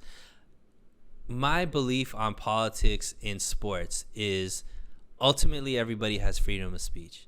I think that the fact that sports is becoming more and more political is just because I think everybody's becoming more and more political now, just because tribalism, and it's just the thing to do. And I hate all of it, to be honest. Like, I hate that everything is becoming more and more political. I hate that people are deciding who they're friends with and who they want to date and all this kind of stuff based off of who the person voted for. Like, this wave of just, like, tribalism, I think, is crazy to me, and I think it's ultimately detrimental to society overall, that we can't just respect people's opinions and have healthy debates and be okay with your opinion might be different from mine, but we could still, because maybe there's one thing we're off about, but there's still 80% of commonalities that we could bond over. And I think we're just in a society now that isolates maybe the 5 to 10% that we are completely opposite on and focuses on that versus trying to find maybe the 70, 80, 90% that we are connected on or that we have in common. And I think that's something that needs to be more prevalent in society. So when it comes to politics and sports, I think ultimately it has less to do with LeBron James being more political or Megan Rapinoe being more political. But what's more detrimental is the fact that just because they don't believe what you believe, ultimately now you are rooting for them to lose. I think that's terrible. So Bill K. Capri once said, I don't know who the fuck that is, but go ahead. Oh, you'll know soon. All right. He's a young Florida boy. Oh, all right, good. Who goes by the stage name Kodak Black. He once said, "It's not the fact that I don't like YBN young boy, whatever his name is, young boy, YNM, never broke again, NBA young boy. Oh, okay. It's his fans, and that's how I feel about politics. I feel, yes, we could live in a world where everybody can agree or disagree and everything will be just fine. But people take things to such extremes because in their minds it is such an extreme thing. If you believe in that, then it extremely means that we are impacted in this extreme way and everything's going to end and die. Blah. But it's the fans. It's the people who choose the sides that make it as extreme as they want it to be. Mm-hmm. And that is what makes it difficult. And the same thing applies to the commentators who are happy that they lost, which of course I get, right? Like, people dislike their country, they have all this criticism, blah, blah, blah, they pop all their stuff, and then they go out and they lose in, fashionable format. It makes it makes the opposition feel good, because it's like you was talking all this mess, and then you couldn't back it up with your gameplay. And of course, the people who get to talk the loudest are the freaking winners. So when you're a loser, you shouldn't be the one that everybody's listening to. So yeah, it makes him excited, but that's a problem because ultimately they are not the women on a team playing in the United States. They're the United States team of women or whatever it is. Yeah. So yeah, they gotta relax, put some respect on her name. She's still a woman, number one, and number two, she's still a citizen, and we gotta treat her with respect, and also find out whenever the next World Cup thing is happening so that we can all watch. 4 years. Well, I might forget about it by then, but we'll see what happens. And by might, you mean definitely, because you didn't even know this one existed. They didn't do a good job marketing it. They did, but what's next? All right, so we have a couple of lawsuits next.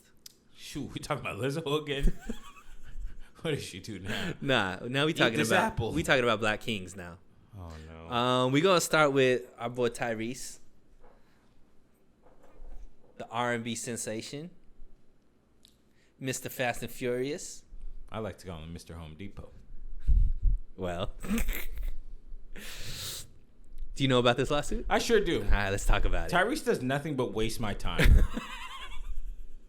Nothing. He doesn't do anything for society. Talk about it. Tyrese is the biggest waste of time Oh my gosh. on earth. Everything he does is dumb. And this lawsuit is like, it doesn't even need to exist. I get what it is. So what happened was he went into Home Depot. Maybe a single person recognized him thinking that he was Tay Diggs or something. Mm-hmm. And so he said, oh no, they're recognizing me. I'm going to go to my car. I'm going to give my homeboys my credit card. Mm-hmm. And I'll be in the car. They called him and said, hey, we need to see an ID for this credit card. And he said, I was just in there. But Tyrese, even if you were in there, guess what they would ask you for? Your ID. Your ID. We all don't know that you're Tay Diggs lookalike. We all don't know that you're part of the family. So now and then he said on the phone, like, should I bring in the CEO of Home Depot? He's my neighbor. Tyrese, go in and give them your ID and then leave. Because you know what's going to happen? If somebody does take your credit card and you do a fraudulent charge, just like what G Herbo was doing recently, guess what? You'd be upset and say, well, why didn't you ask for an ID to confirm the sale? Tyrese needs to take his phone, take his tears, and take his girlfriend that likes other men and go somewhere else. Let me play devil's advocate. Kamala Harris. This really took a turn. Said it's unjustly hard for black people to get IDs. So, isn't Home Depot in the wrong for requiring an ID to be able to utilize Tyrese's credit card? Shouldn't the FaceTime that he did from the car be enough to say that, hey, this is Tyrese and I do approve of them using my credit card? How much does an iPhone cost? I don't know. Mine came with my plan. Probably somewhere around a G. $1,000. You're telling me Tyrese has $1,000 to FaceTime Home Depot, but he can't get a $30 ID? Kamala said no. Kamala's wrong. Kamala. You better call her by her name. But, no. Tyrese is not the average person, and that's what she's talking about. She's talking about the average person. Black person. The average black person. Me, yes, I wouldn't know how to get to the DMV. That's a lie. But Tyrese made about $100,000 in the last 10 years. So, yo, relax. That's effed up, bro. That's messed up. Tyrese is always saying he doesn't have any money. Well, that's just because his child support is like $50,000 a week. Listen, After the strike started, he had to sell his house too. So Tyrese. So you basically think this lawsuit's much to do about nothing? Yes, Tyrese is dumb. Okay. I'm sorry to say, but I think Tyrese is dumb. I met him at the airport one time, and he didn't do anything stupid at that time, but I definitely felt like he was an idiot. I don't know why. I did take a picture of him. I didn't even take it with him, but I just was like, "Can I take a picture of you?" He was like, "Sure." Now, granted, this is back in the day. I took it on a Palm Centro, but something about him just said dumb. Wow. And I was right. Hey, well, that's from Kelby Joseph. That has nothing to do with Sunil. Just know that Kelby. Do you know Tyrese? No, but I am not calling a black king dumb. Would you call a white king dumb? Absolutely. Okay, let's talk about Trump. Let's talk about Trump. Idiot. So that's the Tyrese lawsuit. Next is DJ Envy. Oh yeah. So DJ Envy is getting sued because, and now I'm not 100% sure on this, but he's getting sued potentially because he had people invest in some real estate like portfolios with him, his boy Caesar, and somebody else, and It's like a Ponzi scheme. Pretty much, and people didn't get their money back. Some people are claiming that they did it 2, 3, 4 times. Each time they got their money back, but then this time they didn't get their money back. So boom, here's a lawsuit. So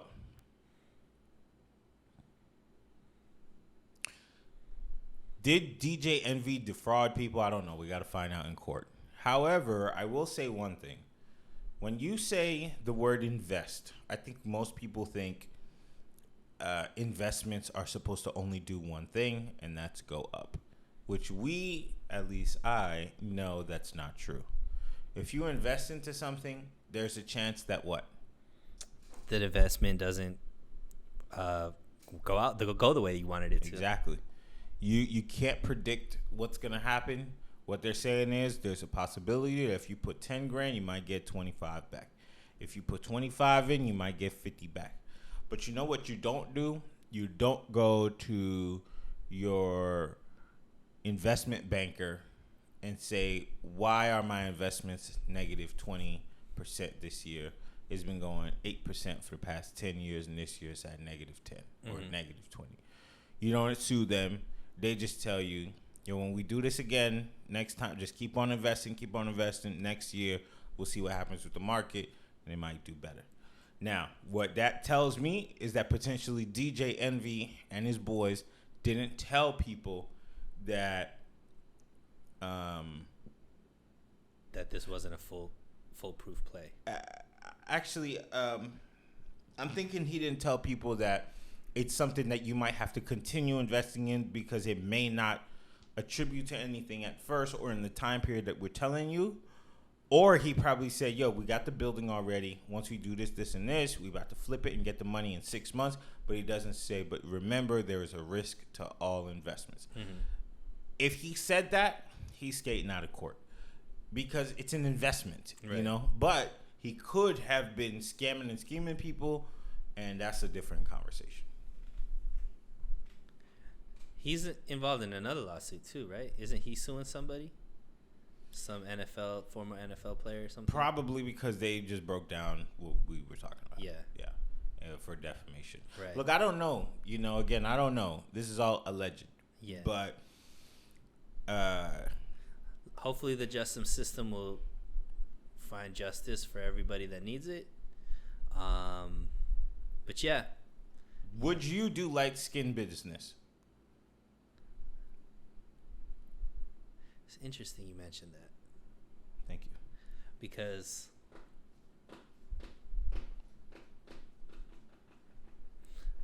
I don't want to group a whole melanin color. Yeah, but it's only them. But I can say that of the people that I look at as schemers and scammers and I never do business with, namely one guy that we both know. Shoot. They tend to be. There's light and dark in that mixture. No. But I'm just talking about the. Yeah. The dark skin one I'll do business with all the time. But yeah. So in that case, I would say, but if Drake came to me and said he wanted to do business, I'm jumping all over that. I'm gonna tell him you hate him. I mean, he could listen to the things. I've called him out, and I'll call him out to his face. But if he wants to do business with me, I would do business with Drake.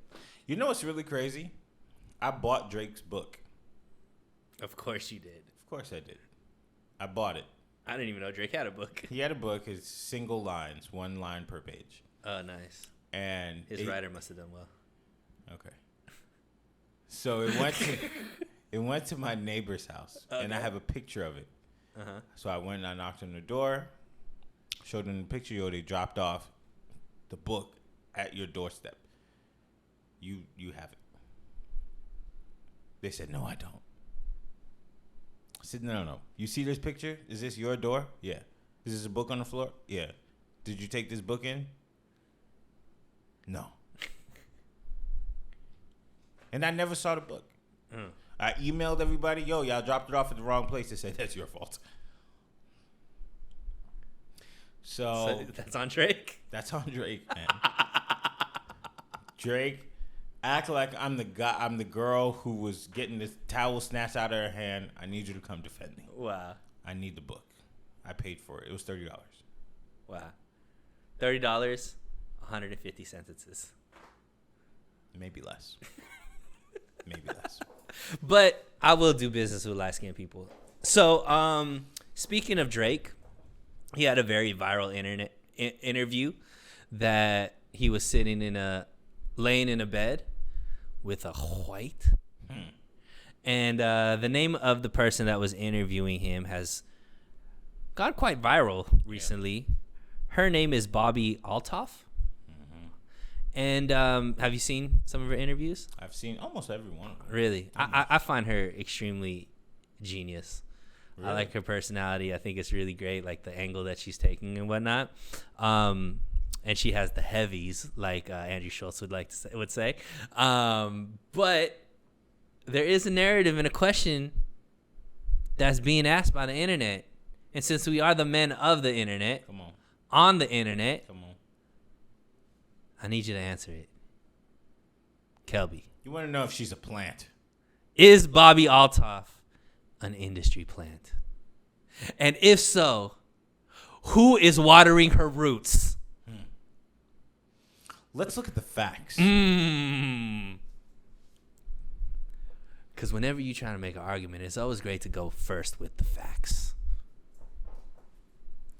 Number one, Bobbi is a mixture of a white woman combination with a TikTok viral superstar.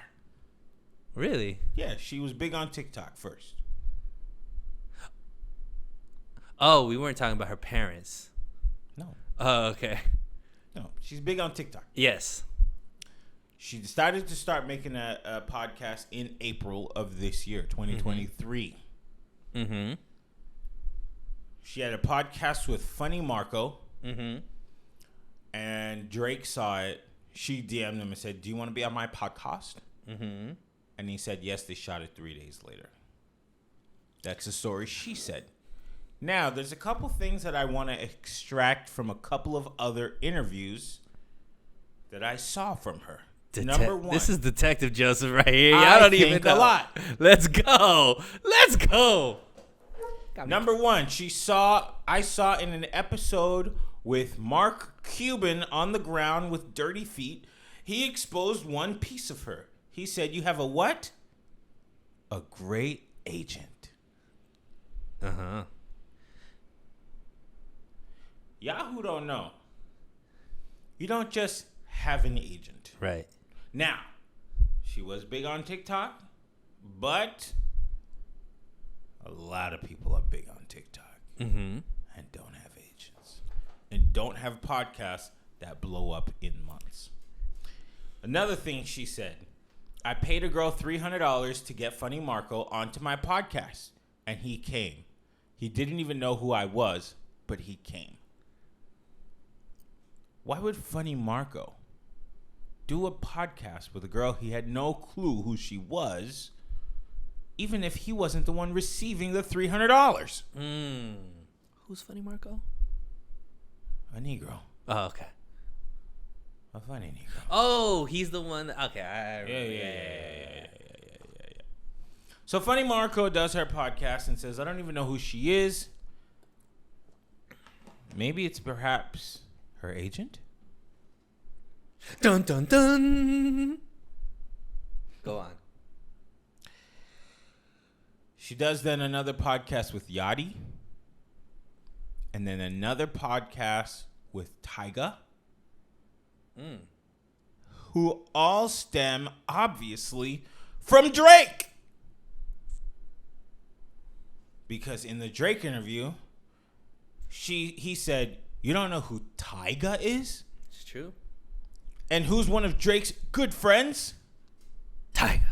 No. Lil Yachty. Oh. Everybody knows that.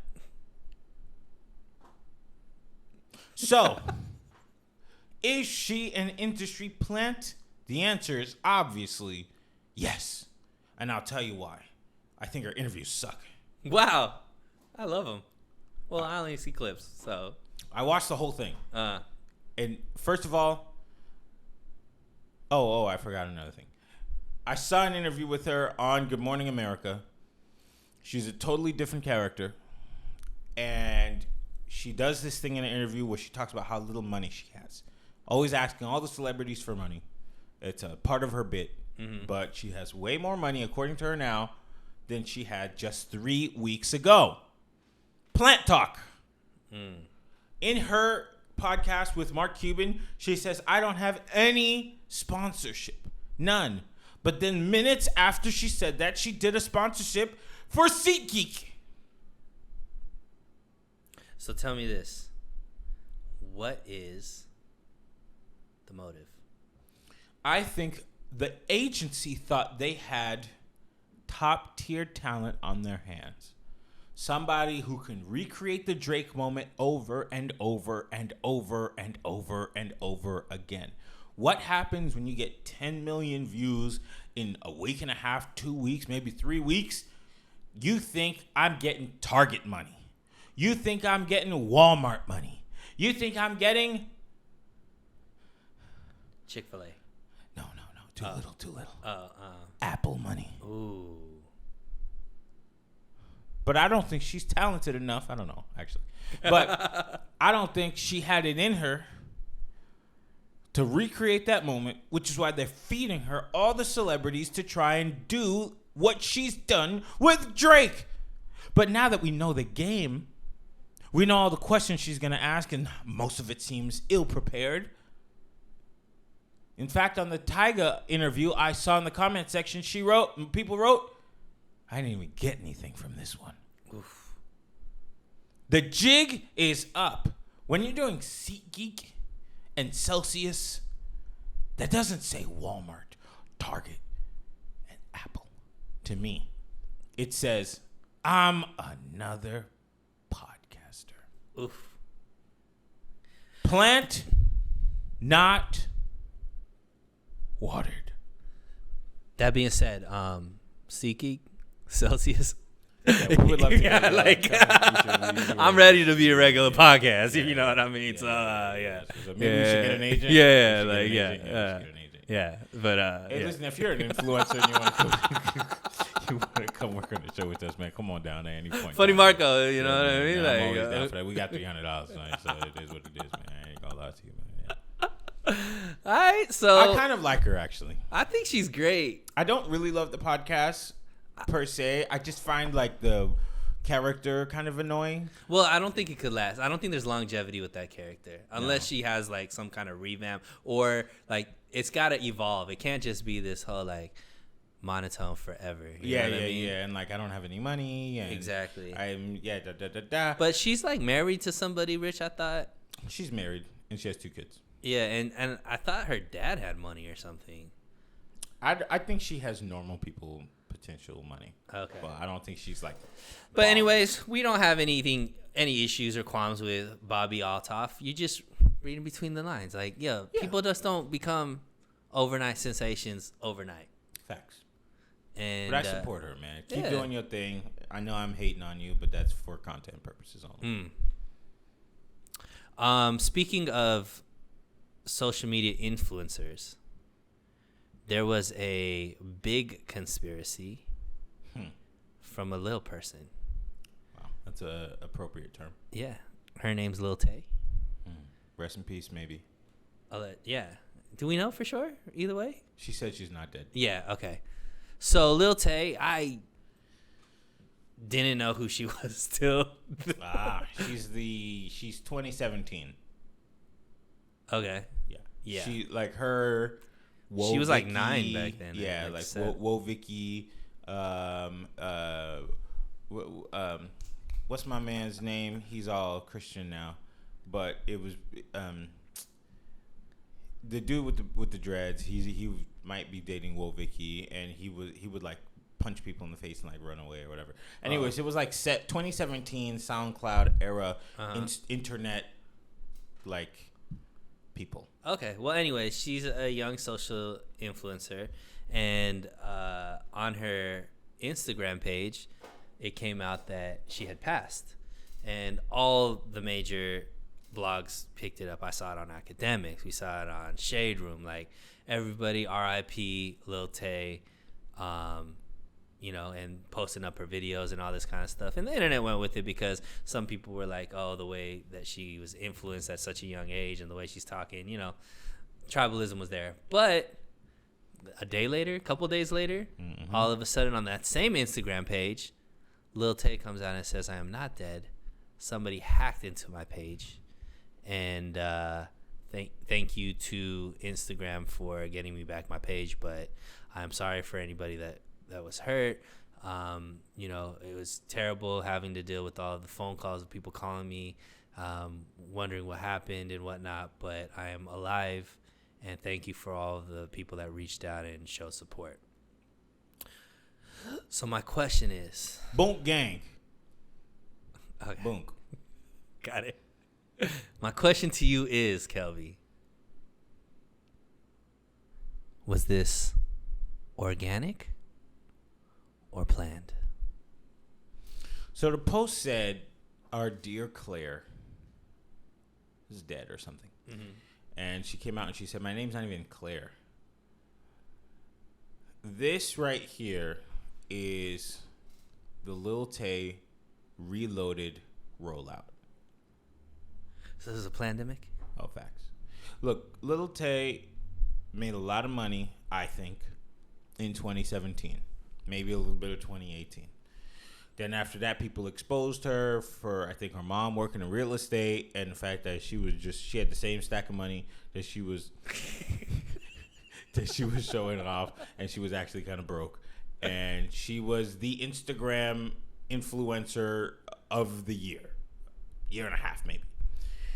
And now she sees how much money you can make from Instagram, and she's a little bit older, and people have kind of forgotten about her a little bit, so she can come back and Titty Boy 2 Chain this. Change a little something about herself and revamp the career. So how do I do it? No, I'm not going to post a picture of me holding up the money phone. The old Lil Tay has got to die. Whoa. She's so much smarter than Juicy. Juicy? Let me not even get it. Okay. All right, so she's planned this. This is part of a rollout. For sure. She probably got a song coming out. Yeah, of course it worked. Because everybody's talking about it. It worked. Now, does this make her look like a goofy? Yes. But does it matter? Not really, because now she has all the attention. And she's going to little pump her way back to our hearts and our minds. And eventually we'll forget about this. And she'll have a song that kind of slaps a little bit. And she'll have a Kodak Black feature. And it'll work. And then boom, she's back. So, yeah, I think it was a terrible thing to do to people. Because even when my heart jumped a little bit when I saw that, I was like, golly, 14-year-old child passed away. But then to find out the next day, the article literally says, I'm not dead. I was like, well, now wait a minute. She gonna be the next bad baby? I want to say She and Bad Baby came out around the same time. But Bad Baby's older than her. Yes, but still around the same time. Lil Tay was like 8 years old when she was famous. But do you think the track that she's taking, if this is true, if what you're saying is accurate, that she will do anything to get fame or whatnot? She's too young for me to name the next segment, so we're just gonna move on. Glad Lil Tay is not dead. And wish you the best. Hope you have a long life, a long, successful, productive, happy life, death-free life. Next topic.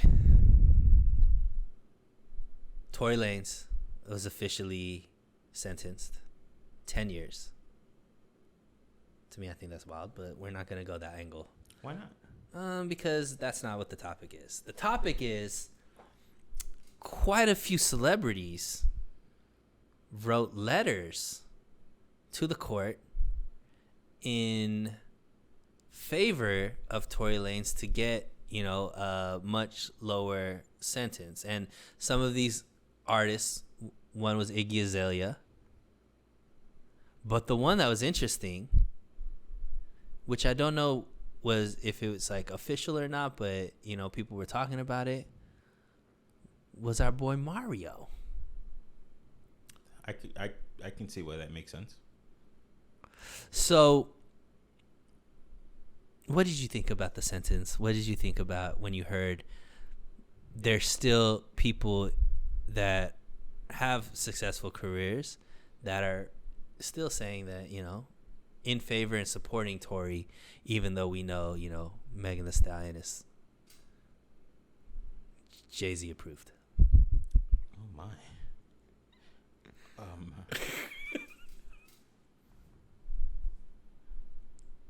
I don't know what that means.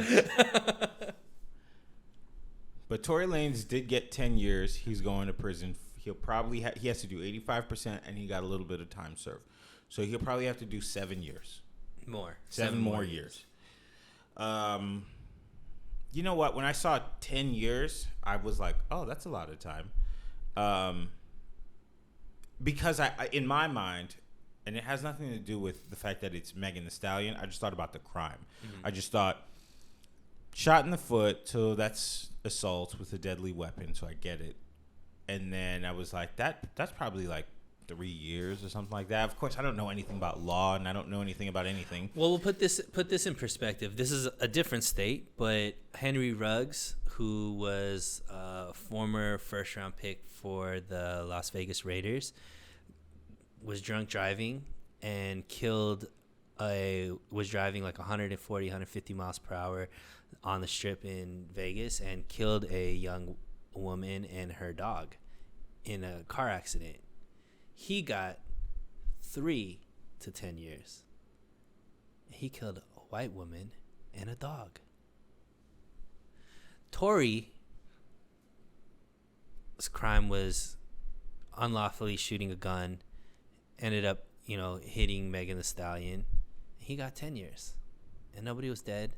Megan Thee Stallion is still making music, dating Lukaku and other people. Oh my. Okay, let me I'm gonna give you one correction.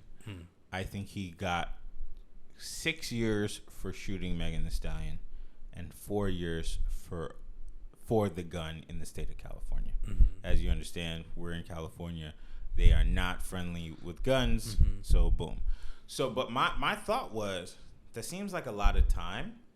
I thought maybe he would have gotten a year for the gun and then like 3 for shooting Megan. Especially it was in the foot and she was walking perfectly fine afterwards. Like, I don't know. Yeah. But also, one thing we're not taking into account, he brought it to trial. Mm-hmm. And the fact that he brought it to trial probably pushed that sentence up even more.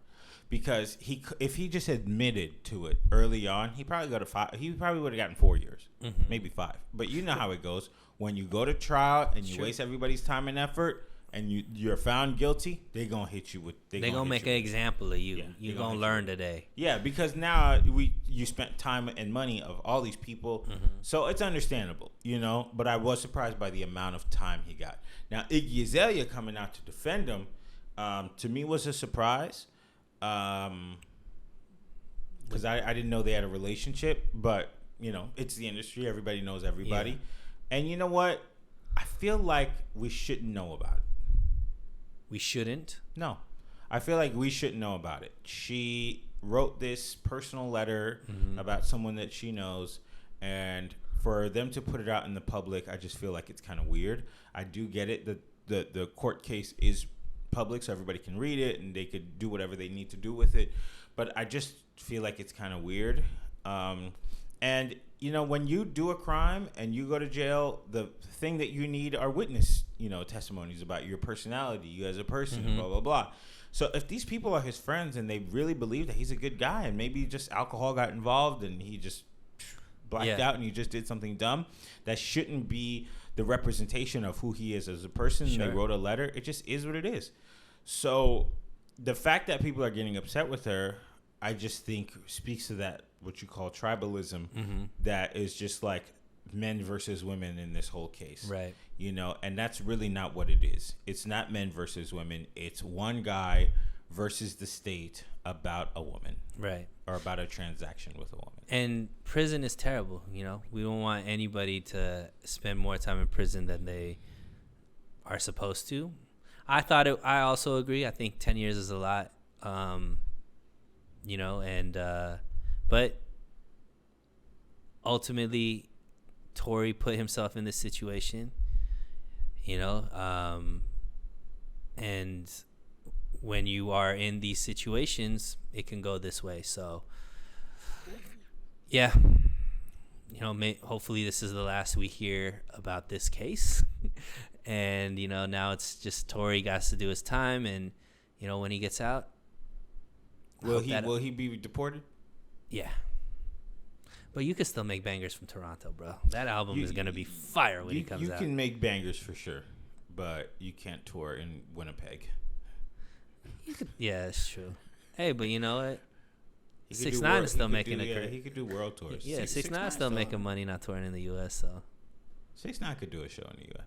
He can, but I'm saying he's just touring international and he's made his career because he's not. Yeah. But if he gets deported, does that mean that he can't come back here at all? I don't know the law like that, so I'm assuming. I'm assuming it's hard to get citizenship once you've been deported, especially for a crime, you know? So that young kid ruined his whole life over one night. He should have stayed with that white girl. Yeah. That's one of the few times that you'll hear that. You should have stayed with that white girl. Yeah. Kylie Jenner shouldn't have let go. Yeah. And it's not, I'm not blaming old girl Megan, but I'm just saying his choices would have been different if he stayed with the Caucasian. Speaking of Kylie Jenner, great segue. New music has finally dropped, Kelby. Oh shoot! Oh, yeah.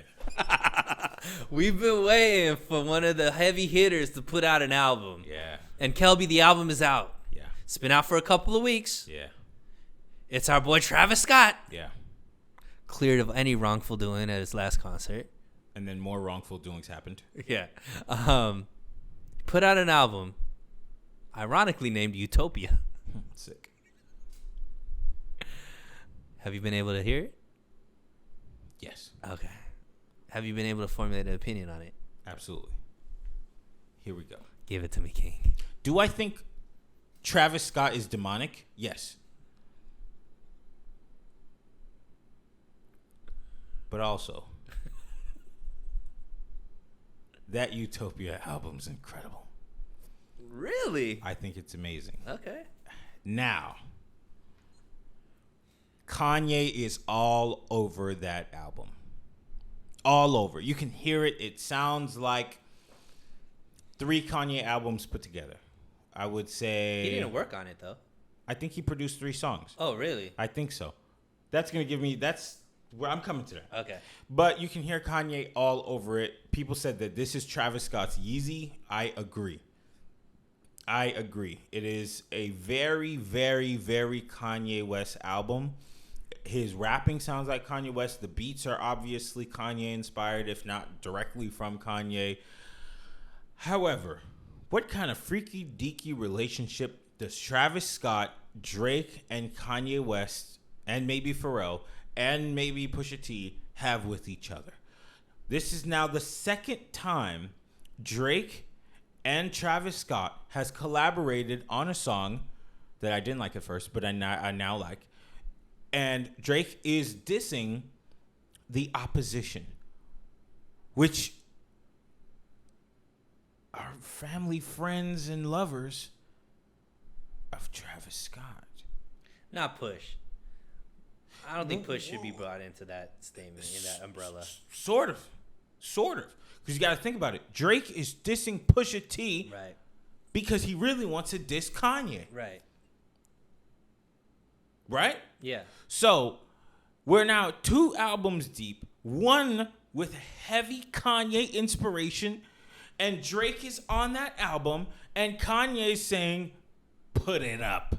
It makes no sense. It's very weird, and this doubles down on the fact that there's weird stuff happening with these people, and he also, I think, is demonic. I don't know. So you said this, he's saying, Kanye, I agree. Expound further on that for me, sir. You want to know why I think Kanye says you could post this or you could put it in your album? Because he worked on the album. Here, number one, Drake puts out the Beef song in the first album. At first, we didn't quite catch it. Then we started putting it together. Make a left, make a right, for the night, right? Then Kanye came out and said he was talking about me. And we said, oh, snap. He was. So now, do me wrong once, shame on you. Oh, okay. But then do me wrong twice, shame on me. Why should I trust you if I know you gonna hurt me? So Kanye knows Drake got on Travis Scott, his brother-in-law, low-key. His kids and Kanye's kids are cousins.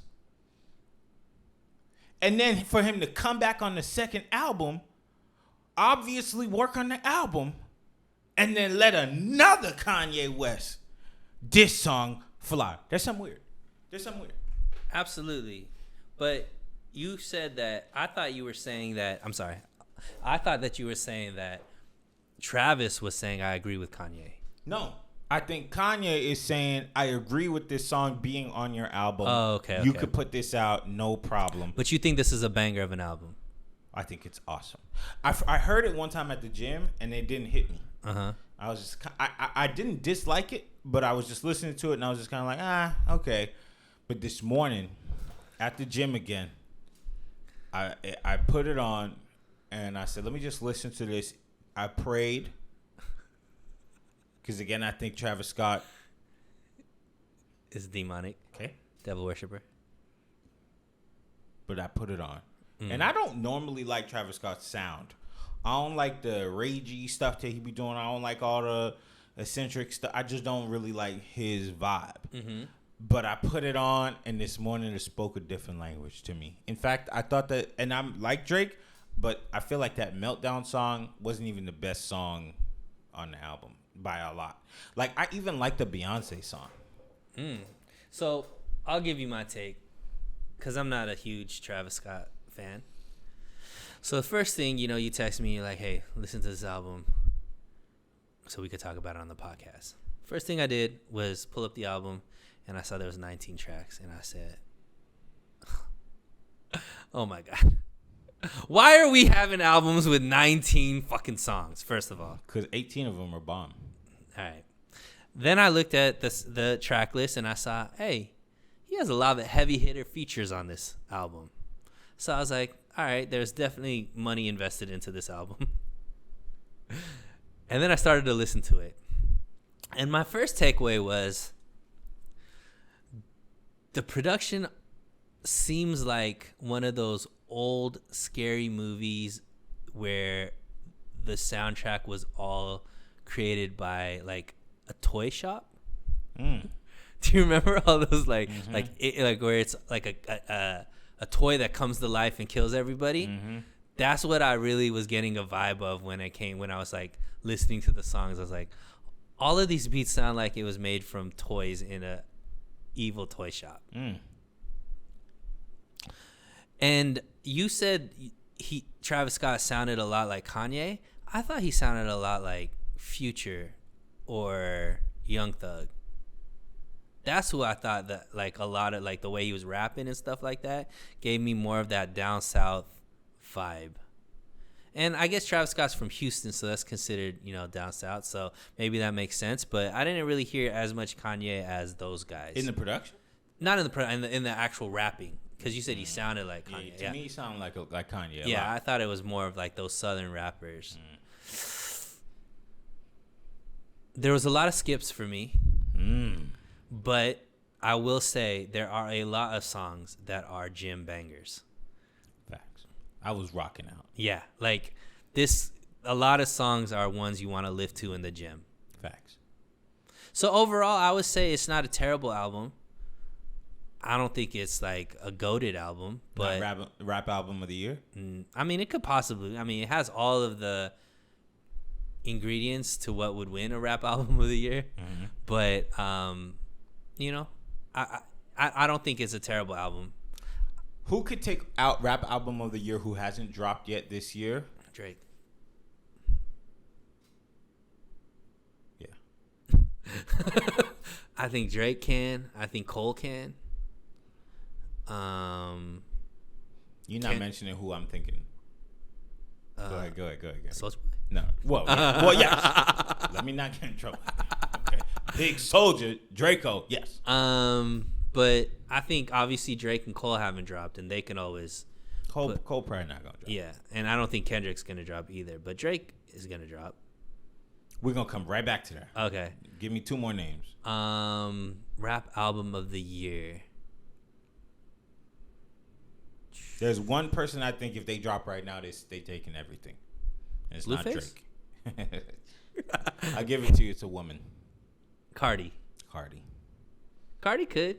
If Cardi comes out with an album right now, the way that Invasion of Privacy was dope, if she drops another version of that, we won't even talk about this Utopia album at all. I also think associated with Cardi, if the Migos got back together and dropped an album, I think that would be major too. Quavo just dropped an album. Not the Quavo, the Migos. Because they haven't done an album since the death of a member, right? Yeah, but I think there'd be a lot of sentimental, it'd be a lot of hype, it'd be a lot of like wow factor where they just kind of elevated just because. It's kind of like when Pac had his albums after the fact, even if they weren't great, you still got to elevate a Pac album, right? This is probably going to be a hot take, but the Migos are on their Washington Wizards contract right now. You think they done so? It's over. No more hits? It's over. Wow. It's over. Y'all need to go find a shoe to go put your brand behind. Go make some clothes. Does that mean they're not going to catch a hit every once in a while?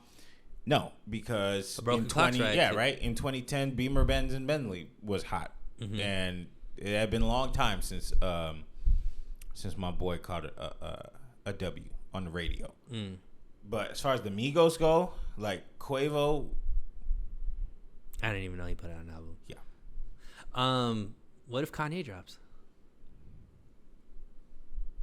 I don't think Kanye is gonna drop, and the reason why is because Kanye is a master marketer when it comes to these albums. When he's ready to drop, he starts stirring up the pot.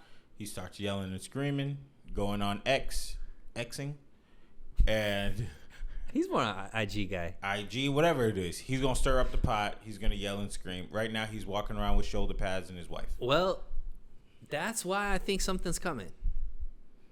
Because he's outside again. He didn't even finish Donda 2. But let me say, because I think the next album he puts out is going to be an album. Like I think he needs another classic, and I think he knows it. Yeah, because Donda wasn't great. Right. He hasn't put out something great in some time. Yeah. But I think that sometimes people think that Kanye isn't as aware as he actually is. I think he's always aware. And like you said, he's a marketing genius. But I think he knows he needs some substance to come back. But he's outside again, man. Is he? He's letting people take pictures of him.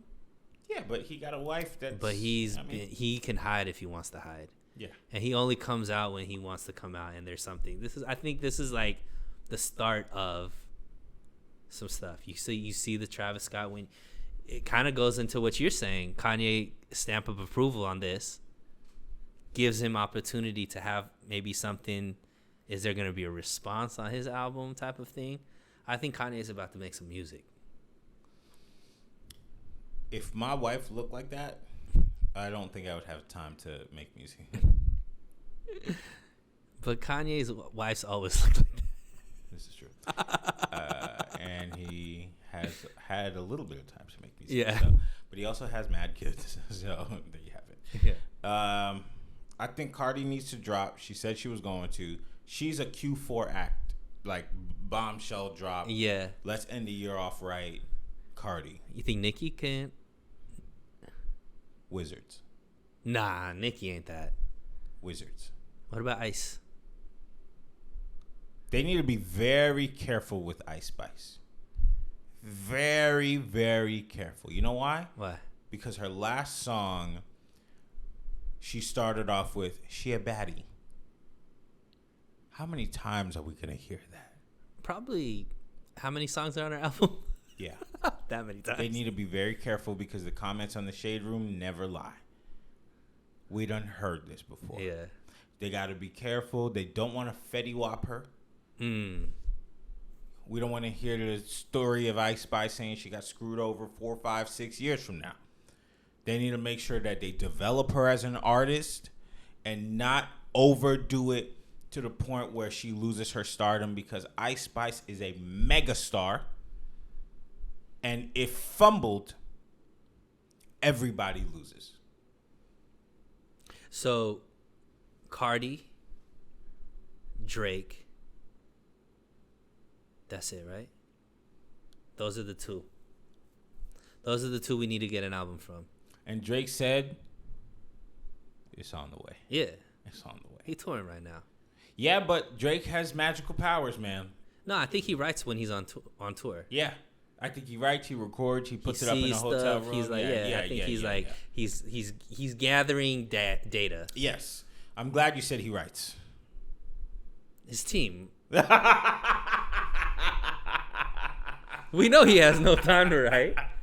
I mean, like, when we say Drake, we mean his extension, his team. You know what? After I found out that they made the Future with the album with Future in a week, I think he can. I think Drake can make a song in an hour. I go off of what Pusha T says. Jeez. He said, you might know Drake writes, but I don't know that. Damn. I don't know that he writes. He's never doing business with you. But I'm looking forward to that for all the dogs, coming soon. 2 weeks ago, he said it's coming out in 2 weeks. I'm sure it's coming out in the next 2 months. I tried to go to the Drake concert. I even tried to buy tickets for tonight. Oh, yeah, he's in LA right now. He's in LA right now. Fighting audience members over towels. It's like $550 to sit in a parking lot. He deserves it. Oh, for sure, but not from me. Nah. Is it at SoFi? It might be at the Forum. Wow. Yeah. He's doing Forum, then he's doing crypto, I think. I know he's not doing arenas. He's not doing stadiums. He's doing arenas, smaller ones. Oh. Before we go, I was driving down the street a couple weeks ago. It might have actually been last week, and I saw 2 big black Escalades. Okay. Driving right next to me. The license plate said Georgia. So I said, I wonder who that is. And as soon as I had that thought, the back door opened, and Le Bebe peeked his head out, spit all over my car. Wow. Like he was thinking he was spitting on the ground, but like the wind factor came all over the back of my car. Wow. And they drove away. And I was like, oh my gosh. Le I bebe was DNA. spit right in my car. That's crazy. Shout out Le Bebe. Yeah. Anything else? Nah, man. I think we hit it all. Man, how impressive. What a good episode back. It's been a good minute. I'm happy to be here. You had fun? I had a great time. Awesome.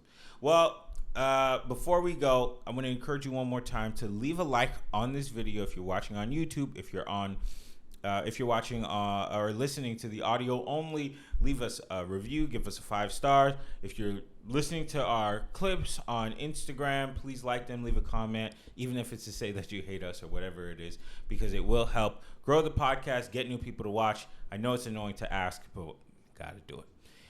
Aside from that, I'll catch you later. This has been the Men on the Internet podcast. Be easy. Thanks for listening. If you like what you saw, please make sure to subscribe to us on Instagram at MOI Podcast. And please check us out on our YouTube channel by searching Men on the Internet Network.